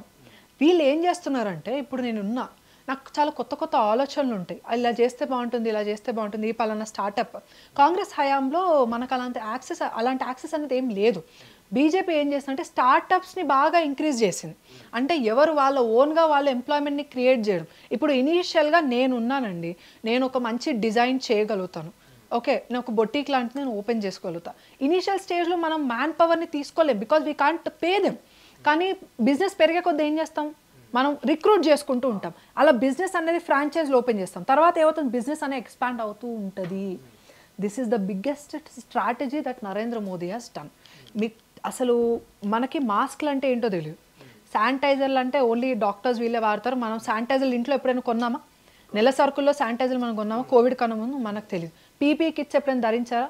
ఓన్లీ ఎమర్జెన్సీలో డాక్టర్స్ వెళ్ళి సర్జరీస్ చేసే వాళ్ళే ధరిస్తారు. చాలా తక్కువ ఉండేది. మనం ప్రతిరోజు మాస్క్లు వేసుకొని తిరుగుతామా? మనకు ఆ హ్యాబిట్ లేదు. ఇలాంటి ఇండియా కోవిడ్ని ఎట్లా తట్టుకుందంటారు? అన్ని కోట్ల మాస్కులు ఒకటేసారి ప్రొడక్షన్ ఎట్లా జరిగాయంటారు? సెల్ఫ్ హెల్పింగ్ గ్రూప్స్ అని ఉమెన్కి ఓపెన్ చేశారండి. ఈ సెల్ఫ్ హెల్పింగ్ గ్రూప్స్ ద్వారా వడ్డీ లేని రుణాలు మహిళలకి ఇవ్వడం స్టార్ట్ చేశారు. వీళ్ళు ఏం చేశారంటే చిన్న బిజినెస్లు స్టార్ట్ చేశారు. ఇంట్లో ఉండి కాటన్ క్లాత్స్తో మాస్కులు కుట్టి అదొక పెద్ద బిజినెస్ అయిపోయింది. మీరు చిన్న స్టాల్స్కి వెళ్ళినా కూడా వాడు హ్యాంగ్ చేసి పెడుతున్నాడు ఒక 10-20 మాస్కులు. నరేంద్ర మోదీ హ్యాస్ ఆ చిన్న విషయాన్ని పట్టుకున్నారు. ఏంటంటే మనం భారతదేశంలోని ప్రజలందరూ ఒక కష్టం వస్తే ఏకం అవుతారు. దాన్ని ఏకం చేసే కెపాసిటీ ఎవరి దగ్గర ఉంటుందంటే ఒక రాజకీయ నాయకుడి దగ్గర ఉంటుంది. ఇంట్లో కూర్చోబెట్టి బయటకు వెళ్లకుండా ఒక మహిళకి ఉపాధి కల్పించి ఈరోజు ఎకనామీని నరేంద్ర మోదీ గారు బిల్డ్ చేస్తానంటే ఎవరైనా నమ్మగలుగుతారా? అంత చిన్న స్టేజ్ నుండి నరేంద్ర మోదీ గారు స్టార్ట్ చేస్తే ఇప్పుడు 100 మంది యూనికార్న్స్ని మన భారతదేశం క్రాస్ అయ్యే రేంజ్ వరకు బీజేపీ హ్యాస్ గ్రోన్. ఇది బీజేపీ సక్సెస్ గా నేను ఎప్పుడు చూడట్లేదండి, ఇది దేశం యొక్క సక్సెస్ గానే చూస్తున్నాం. నేను యాక్సెప్ట్ చేస్తా నిజంగా. అంటే ఇప్పుడు గ్రామీణ ప్రాంతాల్లో ఉన్న మహిళలకు కూడా ఇంట్లో కూర్చొని పని చేసి డబ్బులు సంపాదించే ఒక మార్గం వచ్చిందంటే అది ఒప్పుకోవాల్సిన విషయం. కాకపోతే ఇట్లా ప్రపంచ ధనిక దేశాలతో పోటీ పడి ముందుకు పోయేంత ఎకానమీ పెరగాలంటే కేవలం అది మాస్కులతో శానిటైజర్లతో సాధ్యపడదని అయితే అనుకుంటున్నా. ఇట్స్ మై డౌట్ అనుకుంటున్నాం. మరి ఇప్పుడు అలానే మీరు అనుకుంటున్నప్పుడు మన దేశం అంటే నరేంద్ర మోదీ గారికి స్టాండింగ్ అప్లాజ్ వస్తుందంటే కదా ప్రతి రంగంలో మన యొక్క ఈ ఎకానమీ యొక్క డబ్బు అది వృద్ధి రేటు పెరిగినప్పుడే మనము ప్రపంచ దేశాలతో పోటీ పడగలుగుతాం. మీరు నాకు చెప్పింది మాస్కులు, శానిటైజర్లు వీటి గురించి చెప్పారు. ఎగ్జాంపుల్ ఇచ్చానండి. నేను యూనికార్న్స్ గురించి కూడా చెప్పాను, అలా అయితే ఇండస్ట్రీస్ గురించి, స్టార్ట్అప్స్ గురించి కూడా చెప్పాను.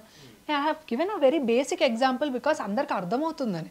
ఇట్ డజంట్ మీన్ ఓన్లీ మాస్కులు కుట్టేసి మనం థర్డ్ లార్జెస్ట్ ఎకానమీ అయిపోతాం అనేది కాదు. ప్రతి చిన్న విషయాన్ని కూడా నరేంద్ర మోదీ గారు పట్టుకుంటున్నారు. దాన్ని he is making use of that point అని మీకు అర్థం చేయించడానికి ప్రయత్నం చేస్తున్నా. ఒక దేశం యొక్క ఎకానమీ పెరగాలి అని అంటే what is the first thing that you need? ఏది కావాలి చెప్పండి నాకు?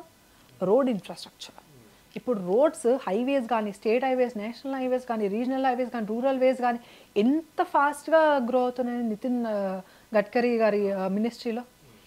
ఇది ఏం చేసిందనంటే it has improved the connectivity. చాలా రూరల్ ఏరియాస్ నుంచి ఈవెన్ ఇంకొకటి కూడా వన్ స్టేషన్ వన్ ప్రొడక్ట్ అని నరేంద్ర మోదీ గారు తీసుకొచ్చారు. ఏంటనంటే ఇప్పుడు మనకి రైల్వే నెట్వర్క్ ఉంది. అది ఏంటి అనంటే ఒక సర్టెన్ ఏరియాకే రెస్ట్రిక్ట్ అయి ఉండదు. రైల్వే నెట్వర్క్ అనేది ఆల్ ఓవర్ ఇండియా, ఈవెన్ కొన్ని కొత్త రూట్స్ కూడా యాడ్ చేయడం జరిగింది.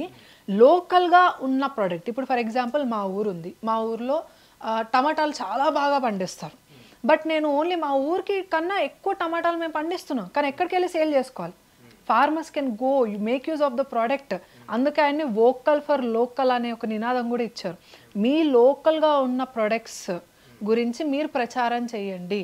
ఎక్కడో చైనా నుంచి వచ్చిన ప్రోడక్ట్, యుఎస్ నుంచి వచ్చిన ప్రోడక్ట్, దానికి మీరు ఎక్కువ ఏమంటారు అడ్వర్టైజ్ చేస్తూ ఉంటారు. ఓకే, కానీ మీరు గ్రో చేయాల్సింది ఏంటి? మీ స్వదేశీ ప్రోడక్ట్స్. దాని గురించి మీరు వోకల్ అంటే మీరు మాట్లాడండి, చెప్పండి. మీరు ఒక స్వదేశీ దుస్తులు వేసుకున్నారు, ఓకే, అది వేసుకోవడం వల్ల ఎవరికి బెనిఫిట్ అంటే అక్కడ ఒకళ్ళు బతుకుతున్నారు, ఒక కుటుంబం బతుకుతోంది, ఒక కళ అంతరించుకోకుండా ఉంటుంది. So this is how he started with a very basic thing. And railway స్టేషన్స్లో వన్ స్టేషన్ వన్ ప్రోడక్ట్ అని తీసుకొని వచ్చారు. ఇప్పుడు ఏం చేస్తున్నారు? రైల్వేస్ త్రూ కూడా సప్లైస్ అనేది స్టార్ట్ అయిపోయి now farmer can go anywhere and sell. ఇలాంటి విషయాలు చాలా వచ్చాయి నరేంద్ర మోదీ గారి గవర్నెన్స్లో. అండ్ నెట్వర్కింగ్ ఎప్పుడైతే పెరిగిందో ఇప్పుడు మీరు ఒక ప్రోడక్ట్ని చేశారండి, నేను ఒక ప్రోడక్ట్ చేశాను, నేను ఒక లెహంగా కుట్టాను, బేసిక్ ఎగ్జాంపుల్. ఇక్కడ ఉన్నది అందరూ అబ్బాయిలే. నేను మీకు అమ్మితే మీరు ఏం చేస్తారు? నా మార్కెట్ ఎక్కడుందో నేను అక్కడికి వెళ్ళాలి.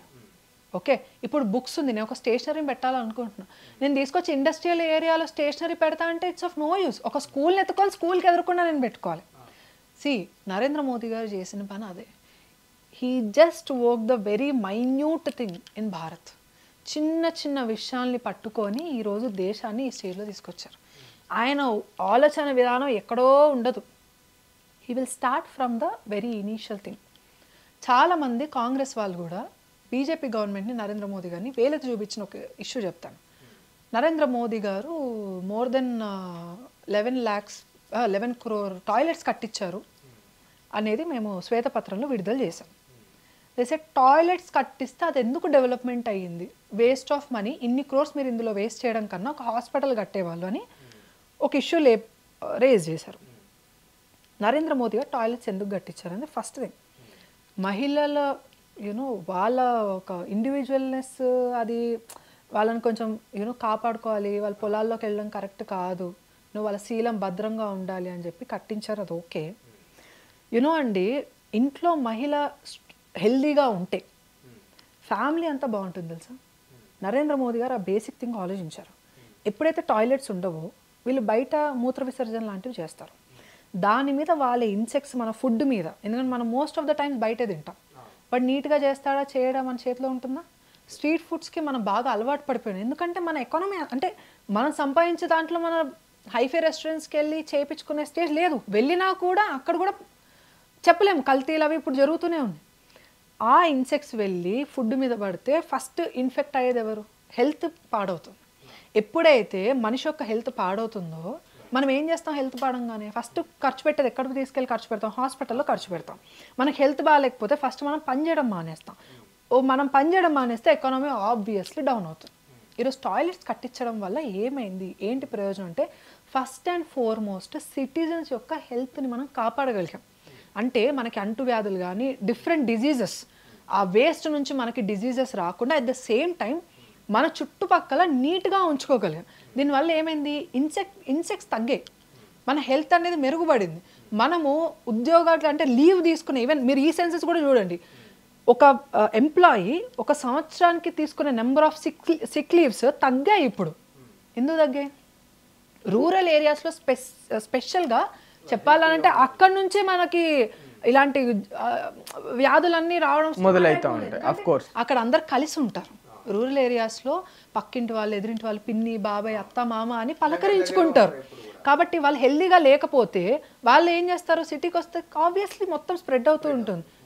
ఈ ఒక్క విషయం గురించి నరేంద్ర మోదీ గారు టాయిలెట్స్ కట్టించారు. And health index has increased. మన ఆరోగ్యం మెరుగుపడడం మొదలైంది. రెండో విషయం, మిలెట్స్ని ప్రమోట్ చేశారు ఆయన. ఎందుకనంటే మిలెట్స్ని, ఆర్గానిక్ ఫార్మింగ్ని రెండు ప్రమోట్ చేశారు. ఇది సస్టైనబుల్ డెవలప్మెంట్ గోల్స్ అంటారండి దీన్ని. నరేంద్ర మోదీ గారు ఎంత దూరం ఆలోచిస్తున్నారు అన్నదానికి ఇవే నిదర్శనాలు. ఇఫ్ ఇన్ కేస్ ఇంత చేశాక కూడా, అంటే మంచి తిండి తినండి అని మోదీ చెప్పారు, మిలెట్స్ తినండి, అవే మన దేశం, మన యాన్సిస్టర్స్ అందరూ అవే తిని బతికారు, నిలకడగా ఉన్నారు, స్ట్రాంగ్ ఉన్నారు. ఇప్పుడు మనం హెల్దీగా ఉన్నాం అనుకోండి, దేశం ఆబ్వియస్లీ హెల్దీగా ఉంటుంది కదా. మనం వర్క్ చేస్తుంటే ఎకానమీ పెరుగుతూనే ఉంటుంది, మనం అందరం హెల్దీగా ఉంటే పని చేస్తూ ఉంటాం. నరేంద్ర మోదీ గారు ఇవన్నీ చెప్తూనే ఎవరికైనా కుటుంబంలో ముసలి వాళ్ళు అయ్యాక కొన్ని ప్రాబ్లమ్స్ ఆబ్వియస్లీ వస్తాయండి. హార్ట్ ప్రాబ్లమ్స్ అనో, కిడ్నీ ప్రాబ్లమ్స్ అనో, ఏవో ఒక ప్రాబ్లమ్స్, క్యాన్సర్ అనో ఏదో ఒకటి వస్తూ ఉంటాయి. ఇప్పుడు మీరు ఇంత కష్టపడుతున్నారు, మీ ఇంట్లో మీ తాతయ్యకో లేకపోతే అమ్మకో బాగాలేదు అనుకోండి, మీరు సంపద తీసుకెళ్ళి గోల్డ్ మీదనో, ల్యాండ్ మీదనో, బిజినెస్లో ఇన్వెస్ట్ చేయరు. మీ అమ్మ ఆరోగ్యం కోసం హాస్పిటల్కి ఖర్చు పెడతారు, విచ్ ఈస్ వేస్ట్. అందుకే మోదీ గారు ఏం చేశారు, మీ మొత్తం మీ ఫ్యామిలీ ఎకానమీ అంతా పడిపోతుంది, అవునా కాదా? మీరు ఇన్ని లక్షలు, 10 లక్షలు నేను ప్లాట్ కొనుక్కుందాం దాచిపెట్టిన డబ్బు తీసుకెళ్ళి మీ అమ్మగారు పెట్టకుండా ఉండలేం కదండి. పెడతాం ఆబ్వియస్లీ అమ్మ కోసం. పెడితే ఏమవుతుంది, మీ 10 లక్షలు దేని మీద ఇన్వెస్ట్ చేస్తుంది, దేని మీద ఇన్వెస్ట్ చేస్తున్నారు మీరు ఆర్థికంగా చితికిపోతున్నారా లేదా? మీరంటే మీరే కాదండి, దేశంలో ఎక్కడైనా మీ కుటుంబం ఎలానో పక్క కుటుంబం కూడా అంతే, దేశం అంతా కూడా కుటుంబమే. నరేంద్ర మోదీ గారు ఆయుష్మాన్ భారత్ కార్డ్స్ తీసుకొని వచ్చి ఇలాంటి సమస్యలు ఉన్న వాళ్ళకి పర్టికులర్గా ఫైండ్ అవుట్ చేసి మరి వాళ్ళకి కార్డ్స్ ఇచ్చి ప్రతి సంవత్సరం 5 లక్షల వరకు ఉచిత ట్రీట్మెంట్లు ఇప్పిస్తున్నారు. దీనివల్ల ఏమైంది, ఏంటి యూజ్? మాకు ఓట్లు వస్తాయని కాదు, దేశం బాగుంటుంది, హెల్దీగా ఉండడం. ఇది ఒక చిన్న విషయం. ఇక్కడ నుండి మొదలు పెట్టుకుంటే ఎన్నో విషయాలు నరేంద్ర మోదీ గారు చేసినవి. మీరు అదే యంగ్స్టర్స్కి తీసుకోండి, అటల్ థింకరింగ్ ల్యాబ్స్ అని చెప్పేసి స్కూల్స్ని ల్యాబ్స్తో కనెక్ట్ చేశారు. ఈరోజు కాంగ్రెస్ వాళ్ళు కోవిడ్ రాగానే దేశం చాలా ఈవెన్ అంటే మన దేశం మీద చాలా ఇతర దేశాలకి కన్ను ఉంటుంది, అది మనం గుర్తుపెట్టుకోవాలి. మనం ఎప్పుడు నాశనం అయిపోతాం, మనం ఎప్పుడు పడిపోతాం, వీళ్ళ మీద ఎప్పుడు హుకుం చెలాయించాలి. శత్రు దేశాలే కాదు, మనకు మంచిగా ఉంటూ కూడా వెన్నుపోటు పొడిచే వాళ్ళు చాలా మంది ఉంటారు. వాళ్ళకు కూడా ఎలా సమాధానం చెప్పాలో మనకు బాగా తెలుసు. కానీ మనం నిలబడాలి కదా ఫస్ట్ ఆఫ్ ఆల్. ఇప్పుడు ఫారిన్ వ్యాక్సిన్స్ చాలా వచ్చాయండి, స్పుత్నిక్వి కానీ ఇలాంటివి. ఆపోజిషన్ వాళ్ళందరూ అన్నారు దేశం ఏమో వలకాడ అయిపోయే స్టేజ్లో ఉంది, నరేంద్ర మోదీ స్పుత్నిక్వి లాంటి వ్యాక్సిన్, రష్యన్ వ్యాక్సిన్స్ ఇవి అవి పర్చేస్ చేయకుండా దేశం అంటే ప్రజల యొక్క భద్రత చూడట్లేదు, వాళ్ళ ఆరోగ్యాన్ని పట్టించుకోవట్లేదు అని అంటున్నారు. కానీ వాళ్ళు ఎన్ని టర్మ్స్ పెట్టారు తెలుసా అండి? మన దేశాన్ని మొత్తం వాళ్ళకి ఒక పల్లెల్లో పెట్టి అర్పించేసేయాలి, అవసరమా మనకి? మన భారతదేశంలో ఆయుర్వేదం, హోమియోపతి ఇలాంటి మెడికేషన్స్ అంటే ఒక నార్మల్ చెత్త, ఒక ఏమంటారు, ఒక చెరువు పక్కన పెరిగే ఒక మొక్క నుంచి కూడా ఒక మెడిసిన్ని తీసి ఏ రోగానికి ఇది పనికొస్తుందో అని రాసే ఆయుర్వేదం మన కళ. అంత వనరులు కూడా మన దగ్గర ఉన్నాయి, మన అడవులలో అంత మెడిసినల్ వాల్యూస్ కలిగిన ప్లాంట్స్, హర్బ్స్ కూడా మన దగ్గర ఉన్నాయి, అంత నాలెడ్జ్ మన దగ్గర ఉంది. అసలు ఆయుర్వేదం అంటే సైన్స్, ఈ ట్రీట్మెంట్స్ అంతా నాలెడ్జ్ స్టార్ట్ అయింది భారత్లో. ఎవ్వరు నమ్మలేదు మన సైంటిస్టులని, బట్ నరేంద్ర మోదీ గారు వెన్నుదట్టారు. కష్టంలో ఉన్నప్పుడు అదొక నాయకుడి లక్షణం అండి, గొప్ప లక్షణం అది. కష్టంలో ఉన్నప్పుడు కుంగిపోలేదు ఆయన. ప్రజల్ని నేను ఎలా రక్షించుకోవాలో రక్షిస్తా, లాక్డౌన్ పెడతాను, వాళ్ళకి ఇచ్చే ఇన్స్ట్రక్షన్స్ ఇస్తాను, కానీ మీ పని ఏంటి? Focus on vaccine. ఎంత త్వరగా వీలైతే అంత త్వరగా వ్యాక్సిన్ని తీసుకొని రమ్మని చెప్పి సైంటిస్టులతో ప్రతిరోజు ఈవెన్ రాత్రి పూట కూడా వాళ్ళకి ఫోన్లు చేసి కాన్ఫరెన్స్లోకి తీసుకొని ఎంతవరకు వచ్చింది, ఏంటి పరిస్థితి, ఈ కోవిడ్ ఎవరికీ తెలియదు, ప్రపంచ దేశాలే వాళ్ళ సైంటిస్టులే అర్థం కావట్లేదు దీన్ని ఎట్లా కిల్ చేయాలి వైరస్ అని. కానీ మన వాళ్ళు ఎట్లా ప్రోగ్రెస్ అయ్యారంటే 9 monthsలో, వితిన్ 9 monthsలో కోవిడ్ వ్యాక్సినేషన్ ఇప్పటికీ 3 doses అయిపోయింది. అది కాకుండా మన శత్రు దేశాలు లేదు, పగోడు లేదు, మనోడు లేదు, ఎవరికి ఆపద వస్తే వాడికి ఫ్రీగా వ్యాక్సిన్ పంపించి ఈరోజు ఆదుకున్నారు కాబట్టే మన దేశానికి ఆపద తీసుకురావాలని ఆలోచించే ప్రతి దేశానికి భయం పుడుతుంది. ఇప్పుడు వీళ్ళ వెనక బలగం ఉంది అని చూసి భయపడుతున్నారు. ఇలాంటివి చాలా అండి. మనం ఎన్ని ప్రొపగెండాలైనా చేయనివ్వండి, రాజకీయ నాయకులు చాలా ప్రొపగెండాలు చేస్తారు. ఎందుకంటే వాళ్ళు గెలవాలి, వాళ్ళకి పవర్ కావాలి, వాళ్ళకి డబ్బు కావాలి.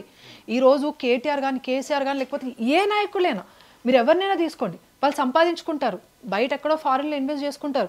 ఇక్కడ ఏమైనా సిబిఐ ఈడీ అన్నాం అనుకోండి, అక్కడికి జంప్ అయిపోతారు, అక్కడ సెటిల్ అయిపోతారు. నష్టపోయేది ఎవరు? నిజంగా అట్లా పోతారా ఇప్పుడు? నష్టపోయేది ఎవరు? You tell me. జనాలు నష్టపోతారా? ఇప్పుడు మన రాష్ట్రానికి ఇప్పుడే పుట్టిన పసిపిల్ల అన్నాడు 2014లో, 2024 వచ్చి 10 సంవత్సరాలు ఏమైంది? 5 లక్షల కోట్ల అప్పు అయ్యింది. ఇప్పుడు ఆ బర్డెన్ ఎవరి మీద పడుతుందండి? ఇప్పుడు రేవంత్ రెడ్డి గారికైనా కూడా it is very tough for him. గవర్నమెంట్ని నడపాలని చాలా కష్టం రేవంత్ రెడ్డి గారికి. ఎందుకనంటే ఆ అప్పులు తీర్చుకోలేరు. కొత్తగా ఎంత డబ్బు వచ్చినా అది వెళ్ళిపోతూనే ఉంది. పరిపాలన ఎలా జరుగుతుంది? సో ఒక ఫ్యూచర్ విజన్ లేకుండా పరిపాలన ఎప్పుడైతే చేస్తారో నాయకులు, కేవలం ఓట్ల కోసం కేవలం ప్రొపగెండా నడిపిస్తూ ఉంటారో, అలాంటి నాయకుల వల్ల ఇప్పుడు మన రాష్ట్రం నష్టపోతే దేశం కూడా నష్టపోతుంది కదండి. So this is how youth has to think. పాత జర్నలిస్టులు కానీ నాయకులు కానీ చాలామంది చాలా ప్రొపగెండా నడిపారు. కానీ ఇప్పుడుంది సోషల్ మీడియా యుగం కదా. ఇప్పుడు ఒకటి న్యూస్లో వేస్తే మన తాతల తరంలో TV9లో పలానాది వచ్చింది, NTVలో పలానా, లేకపోతే దూరదర్శన్లో పలానాది వచ్చింది అంటే నమ్ముతారు. వాళ్ళు దాని వెనకుండి రీసెర్చ్ ఏం చేయరు. అండ్ చేసేంత టైం కూడా ఉండదు. రూరల్ ఏరియాస్లో ఇప్పటికి కూడా అంతే.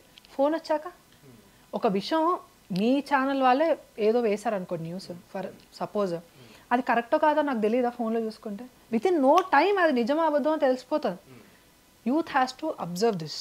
పొలిటికల్ పిట్లో పడకండి మీరు. మరి ఆ యూత్ అందులో పడద్దు. You should focus. ఎందుకు? మీ రేవంత్ రెడ్డి గారు వచ్చి కూర్చున్నప్పుడే కదా మోదీకి ఓటేస్తామని చెప్పింది. ఆప్కే అదాలత్ ఏమైంది? లాంటి వాళ్ళు ఎందుకు? నేను అదే అండి ఇందాక జర్మన్ షెపర్డ్ గురించి మాట్లాడా కదా. He is Dhruv Rathee. Mister German shepherd, if you want to speak something about Bharat, don't sit in Germany and speak. If you have that daringness, if you want to change something in Bharat, come sit in Bharat and speak. ఎక్కడో జర్మనీలో కూర్చొని అక్కడ అరుచుకుంటూ భారతదేశం గురించి వాడేంటండి మాట్లాడేది? ఇక్కడ దేశంలో ఉండు, మాట్లాడు, will show your place. If నిజంగా నువ్వు అంత మార్పు కోరుకుంటే, ఇప్పుడు you should live in a nation that you like, or you should like the nation that you are living in. నీకు నచ్చిన దేశంలో నువ్వు ఉండు, లేకపోతే నువ్వు ఉన్న దేశాన్ని నువ్వు ఇష్టపడు. వాడు రెండు చేయట్లా. అటు ఇటు కానీ గాడిద గురించి ఎందుకు మాట్లాడాలి? అక్కడ ఉండి ఇక్కడ గురించి మాట్లాడదంటారా? మాట్లాడొచ్చు, but he's trying to run a propaganda. Paisa based propaganda నడుపుతున్నాడు Dhruv Rathee. And we don't even give a shit for him. వాడిని అసలు మేము కన్సిడర్ కూడా చేయము. బికాజ్ మాకు తెలుసు ఎవడు ప్రొపగెండా నడుపుతున్నాడు, ఎవడు మంచి చేయాలనుకుంటున్నాడు, ఎవడు చేయొద్దు అనుకుంటున్నాడు. మాకు క్లారిటీ ఉందండి. Even youth has a clarity. అందుకని ఎగ్జిట్ పోల్స్ కూడా బల్లగుద్ది మాట్లాడుతున్నాయి ఎన్డీఏ అని. అయితే సరే ఎగ్జిట్ పోల్స్ అని మీరే అన్నారు.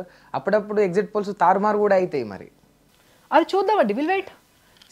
మేము అధికారంకి రావడం కోసం 1980 నుంచి పార్టీ ఫామ్ అయిన దగ్గర నుంచి కష్టపడితే ఎంతోమంది బీజేపీలో ప్రాణత్యాగాలు చేస్తే ఈరోజు ఒక స్టెబుల్ గవర్నమెంట్ 2014లో ఫామ్ చేసిన తర్వాత మేమేంటో 10 ఏళ్లలో చూపించాం. దేశాన్ని మేము ఏ స్థాయిలో చూడాలనుకుంటున్నాం 10 ఏళ్లలో చూపించాం. అలాంటిది ఎల్లుండే కదా, ఒక 1 డే ఆగలేమా? June 4th ఇస్ నో, ఎంత దూరం ఏం లేదు. We will wait for the result to come. మేము మా ప్రయత్నం అయితే మేము 100% చేసాం. మేము ఎంత చేయాలో మేము అంతా చేసాం. రిజల్ట్ ప్రజల్లోకి వదిలేస్తాం. ఇప్పుడు అసెంబ్లీ ఎలక్షన్స్ అయ్యాయి. అంతకుముందు బండి సంజయ్ కుమార్ గారు యాత్రలు చేశారు, మేము అన్నంబడి ఉన్నాం. పార్టీ అధికారంలో తీసుకొని రావాలని మేము చాలా కొట్లాడాం. ఇప్పుడు కాంగ్రెస్ గవర్నమెంట్ అలా గాల్లో వచ్చి గెలిచి ఈరోజు సీఎం అయ్యారు. కానీ నిజంగా ప్రజల కోసం కొట్లాడింది భారతీయ జనతా పార్టీ. గాల్లో వచ్చి సీఎం అయ్యారా? అంతే, ఇట్లా వచ్చేసాడు ఆయన. అంతే. ఎంత ఇప్పుడు మీరు బీజేపీ కేసీఆర్ గారు కానీ బీఆర్ఎస్కి అపోజిట్గా చేసిన ధర్నాలు కానీ, వాళ్ళకి అపోజిట్గా చేసిన ర్యాలీస్ కానీ, దీక్షలు కానీ మీరు తీసి చూడండి. కాంగ్రెస్ ఎన్ని చేసిందో తీసి చూడండి. నిజంగా కొట్లాడింది ఎవరు? మేము అంత కొట్లాడి అంత జరిగి అంత చేసిన ప్రజలు మమ్మల్ని 8 దగ్గర ఆపేసినా కూడా మేము మళ్ళీ ప్రజలను వదిలిపెట్టలే, మేము మళ్ళీ తిరగడానికి సిద్ధంగా ఉన్నాం. నేనే చెప్తా, నా నోటిని స్వయంగా ఇప్పుడు నేనే చెప్తా. బండి సంజయ్ గారు బీఆర్ఎస్ ప్రభుత్వం పైన తీవ్ర పోరాటం చేసిరు.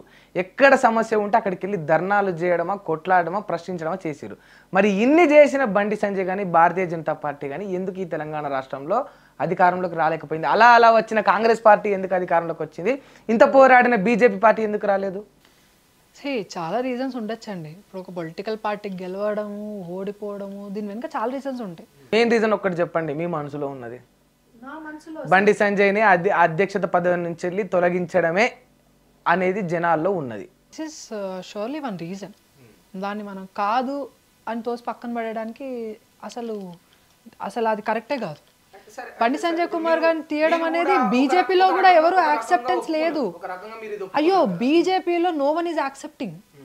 బండి సంజయ్ కుమార్ గారిని పార్టీ అధ్యక్ష పదవి నుండి తొలగించడం అనేది భారతీయ జనతా పార్టీలో ఉన్న కార్యకర్తలు ఎవ్వరూ ఒప్పుకోవట్లేదు, ఒప్పుకోరు కూడా.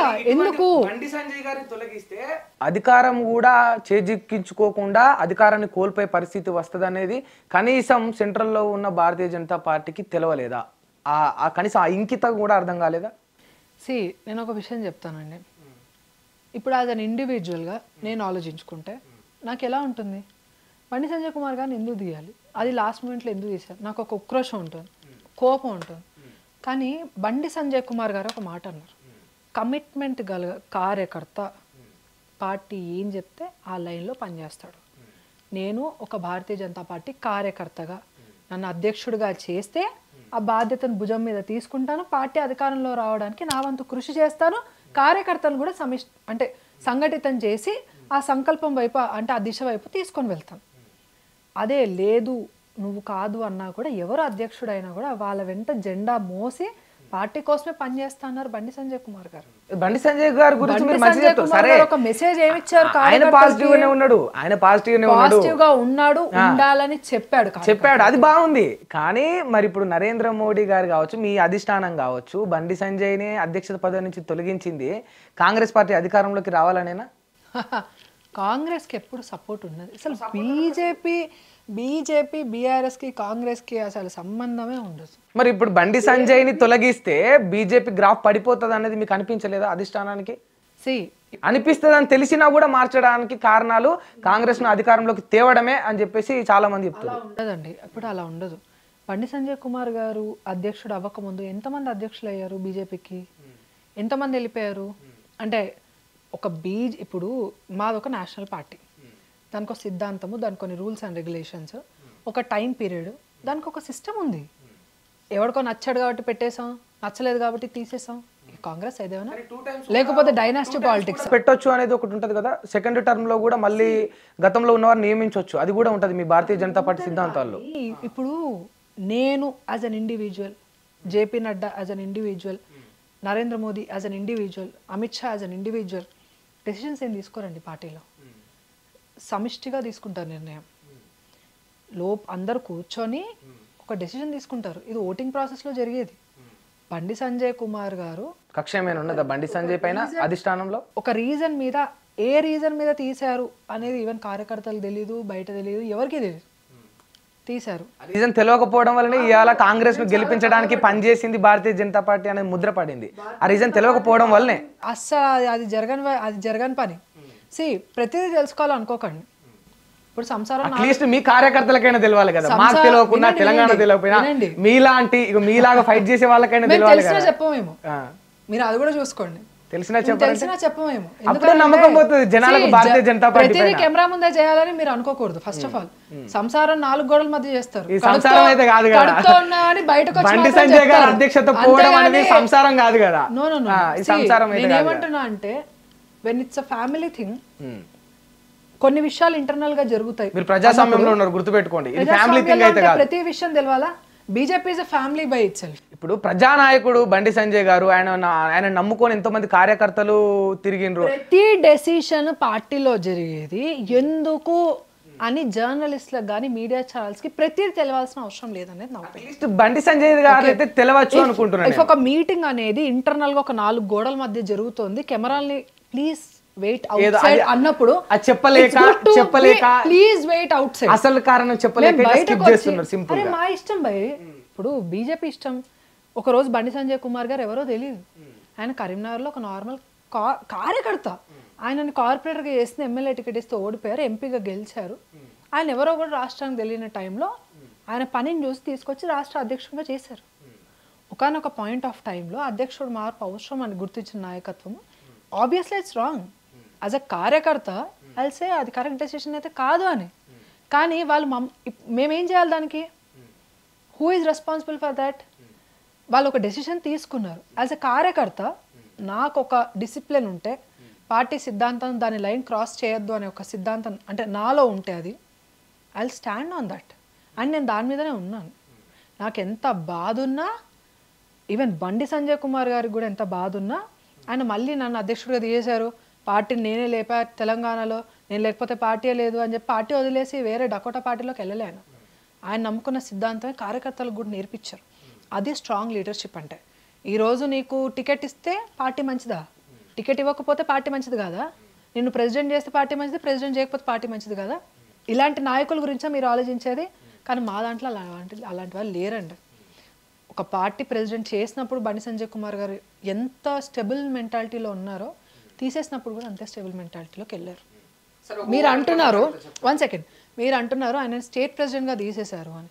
మరి అదే వ్యక్తిని ఒక నార్మల్ కార్యకర్తగా ఉన్న వ్యక్తి ఏదైనా మీటింగ్లో అయితే ఆయన సొంతంగా పోస్టర్లు అతికిపెట్టేవారు. రాత్రి అంతా కరీంనగర్ తిరిగి పోస్టర్లు అతికిపెట్టేవారు. అలాంటి స్టేజ్లో ఉన్న వ్యక్తి స్టేట్ ప్రెసిడెంట్ అయ్యారు.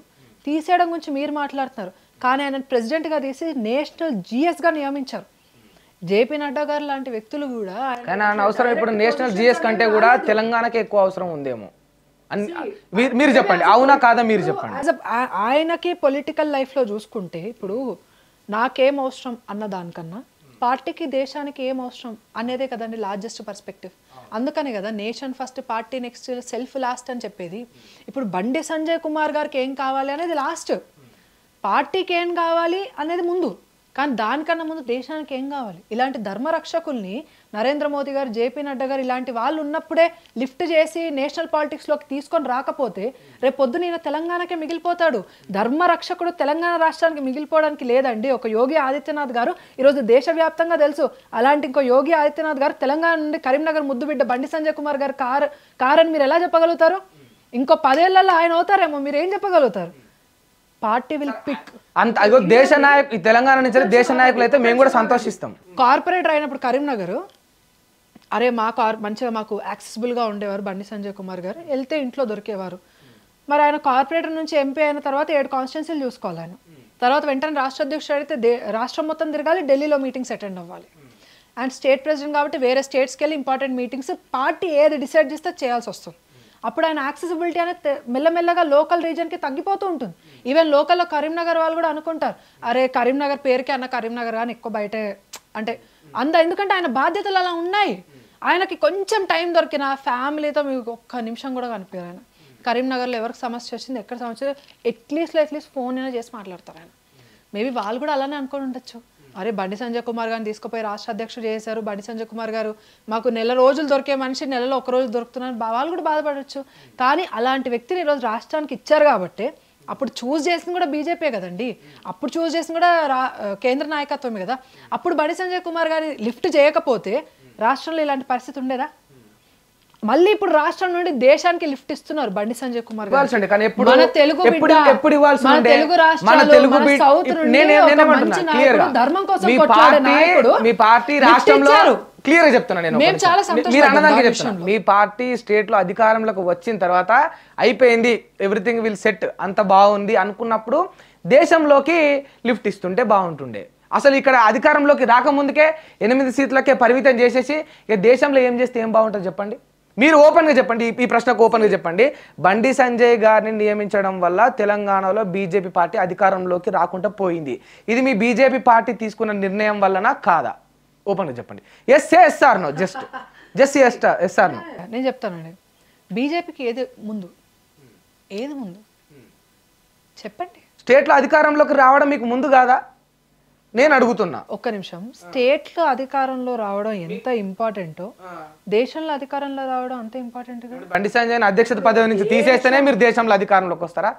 అట్లా కాదండి, చెప్తున్న ఆన్సర్ అదే కదా. ఇప్పుడు అట్లా అసలు సంబంధమే ఉండదు. నేను అడిగిన ప్రశ్నకు చెప్పండి. మీరు డెసిషన్ తీసుకుంటే ఆ డెసిషన్ మీద కార్యకర్తలు ఉండాలి, నాయకులు. వల్ల ఇవాళ భారతీయ జనతా పార్టీ తెలంగాణలో గ్రాఫ్ పడిపోయింది. Say yes or no?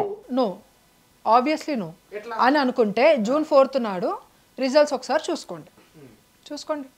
మరి ఎన్ని ఎంపీ సీట్లు బీజేపీ గెలిచిందో. ఎంతో పెద్ద పెద్ద హేమీలు రఘునందన్ మోడీని చూసి చేస్తారండి. రావు, ఈటల రాజేందర్ గారు లాంటి వ్యక్తులు ఓడిపోయారు కదా ఎమ్మెల్యే ఎలక్షన్స్ అప్పుడు. ఎంపీ ఎలక్షన్స్ లో చూసుకోండి 7 అసెంబ్లీలకు కలిపి ఒక ఎంపీ ఉంటాడండి. ఇప్పుడు వీళ్ళందరూ వీళ్ళ కిందే ఉంటారు. చూసుకోండి మరి అప్పుడు బీజేపీ గ్రాఫ్ పెరిగిందా తగ్గిందా, ఓట్ షేర్ పెరిగిందా తగ్గిందా? You can check yourself. దీనికి కూడా నేను ఒకటి చెప్పనా. చాలా మందికి నేను ఒకటి చెప్తున్నా. జనాలందరికీ ఉందంటే రాష్ట్రంలో ఎవడున్నా సరే దేశంలో మోడే ఉండాలని ఉన్నది, అందుకేస్తారు అంతే. కానీ లాస్ట్ టైం కన్నా ఇప్పుడు ఓట్ షేర్ పెరుగుతుందా పెరగదా? ఇప్పుడు లాస్ట్ టైం ఎన్ని ఉన్నాయండి ఎంపీ సీట్స్? బీజేపీ సాధించి ఎంత? 4. కరీంనగర్, నిజామాబాద్, సికింద్రాబాద్, ఆదిలాబాద్ 4. ఇప్పుడు ఇంటూ 3 12 వచ్చే ఛాన్సెస్ ఉన్నాయని సర్వేస్ చెప్తుంది. ఓకే, +or-10 or 8, కానీ 4 కన్నా అయితే దాటాం కదా.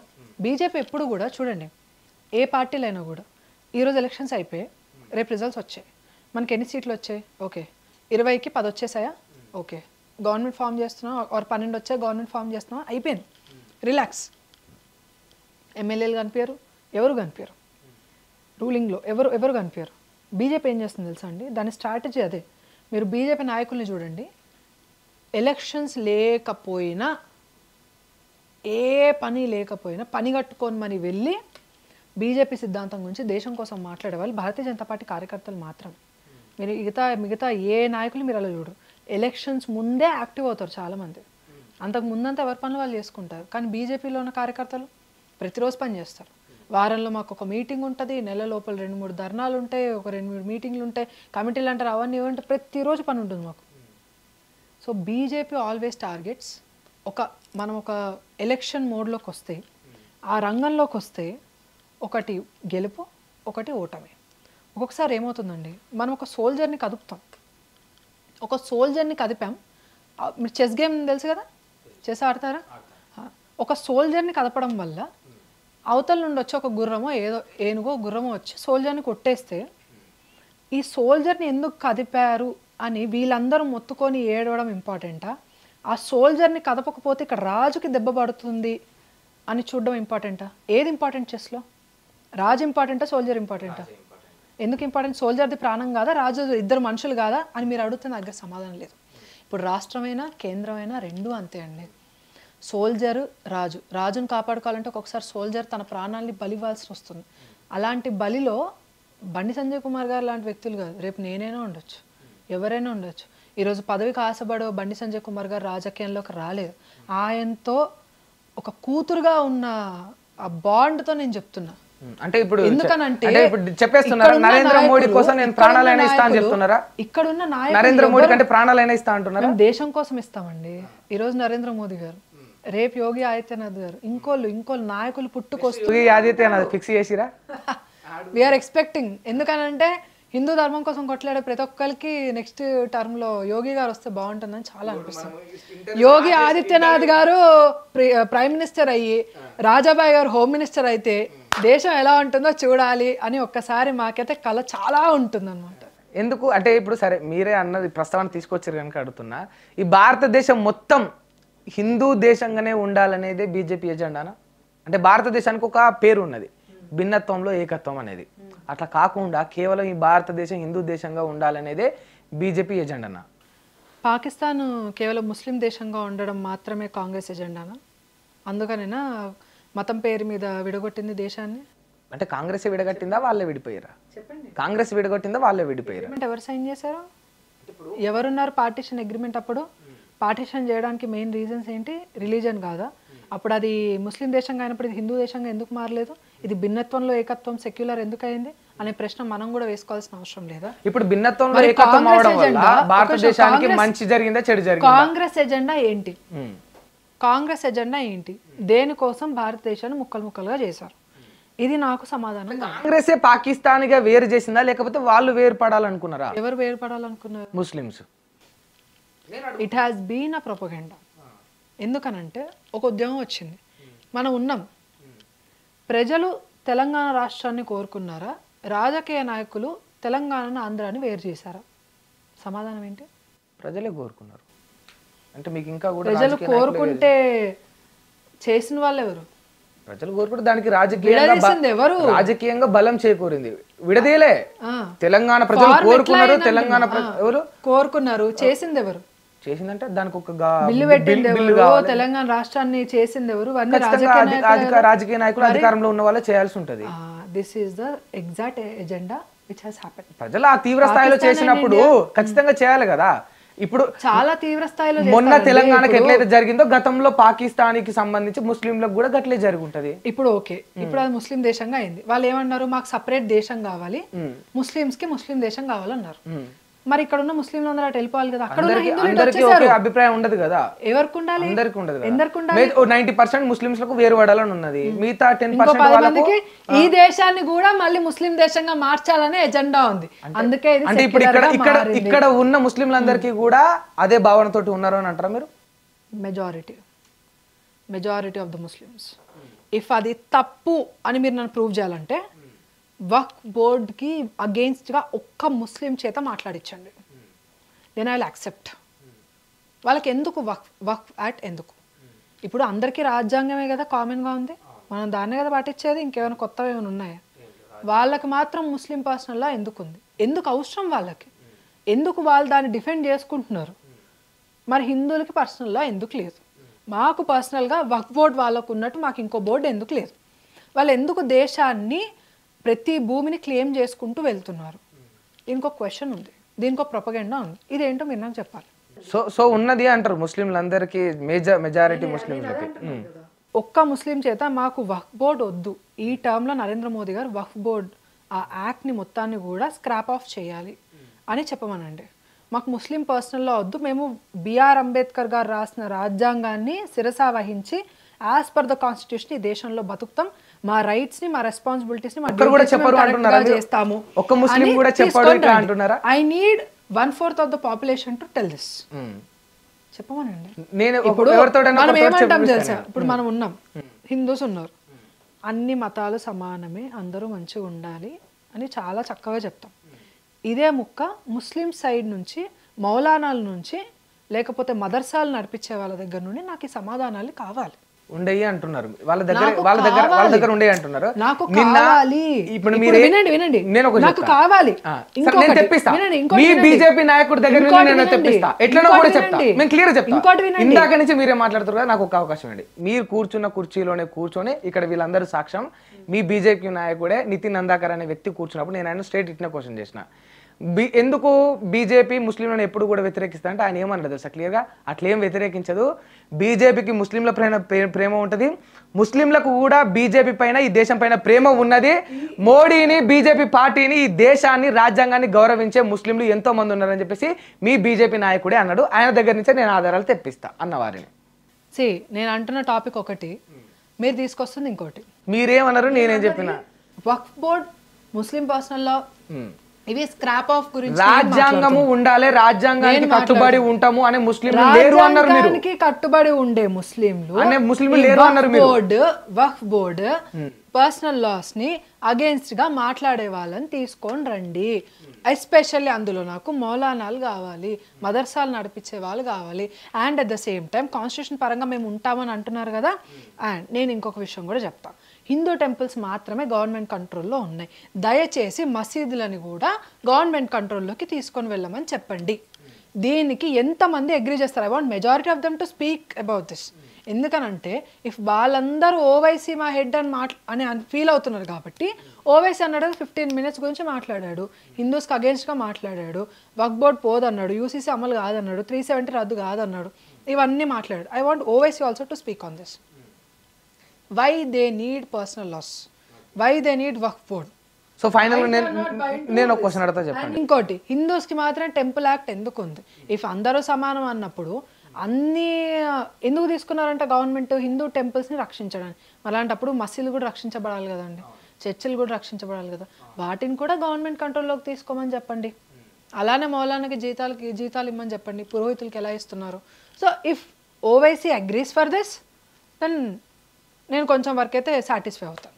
Let's see. ఇప్పుడు నరేంద్ర మోదీ గారు ఇవన్నీ థర్డ్ టర్మ్లో చేసినప్పుడు వీళ్ళకి పొయ్యిలో వేసినట్టు ఎలా ఉంటుందో అప్పుడు చూద్దాం, ఎలా గెంతుతారు, ఏం చేస్తారు.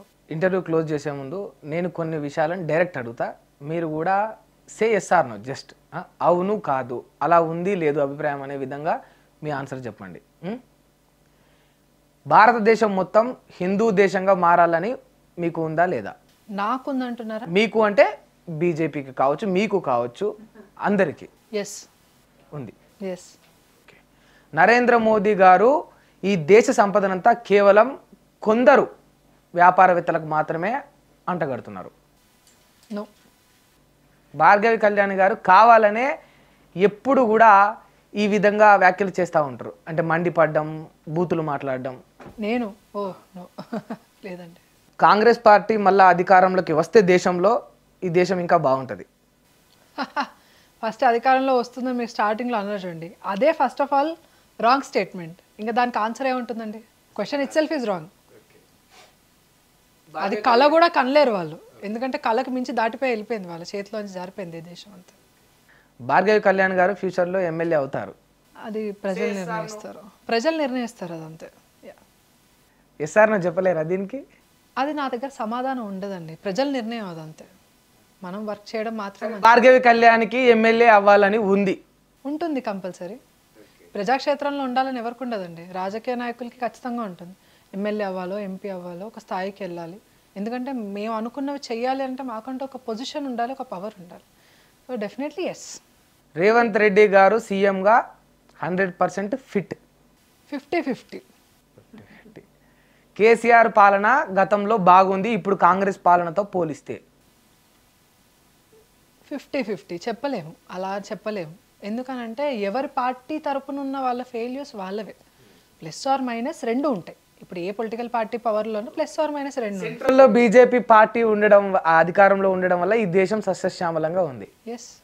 మీకైతే ఎస్ వస్తుంది, వీళ్ళకైతేనేమో 50-50 వస్తుంది. Okay, right. థ్యాంక్ యూ అండి, థ్యాంక్ యూ సో మచ్. జై శ్రీరామ్.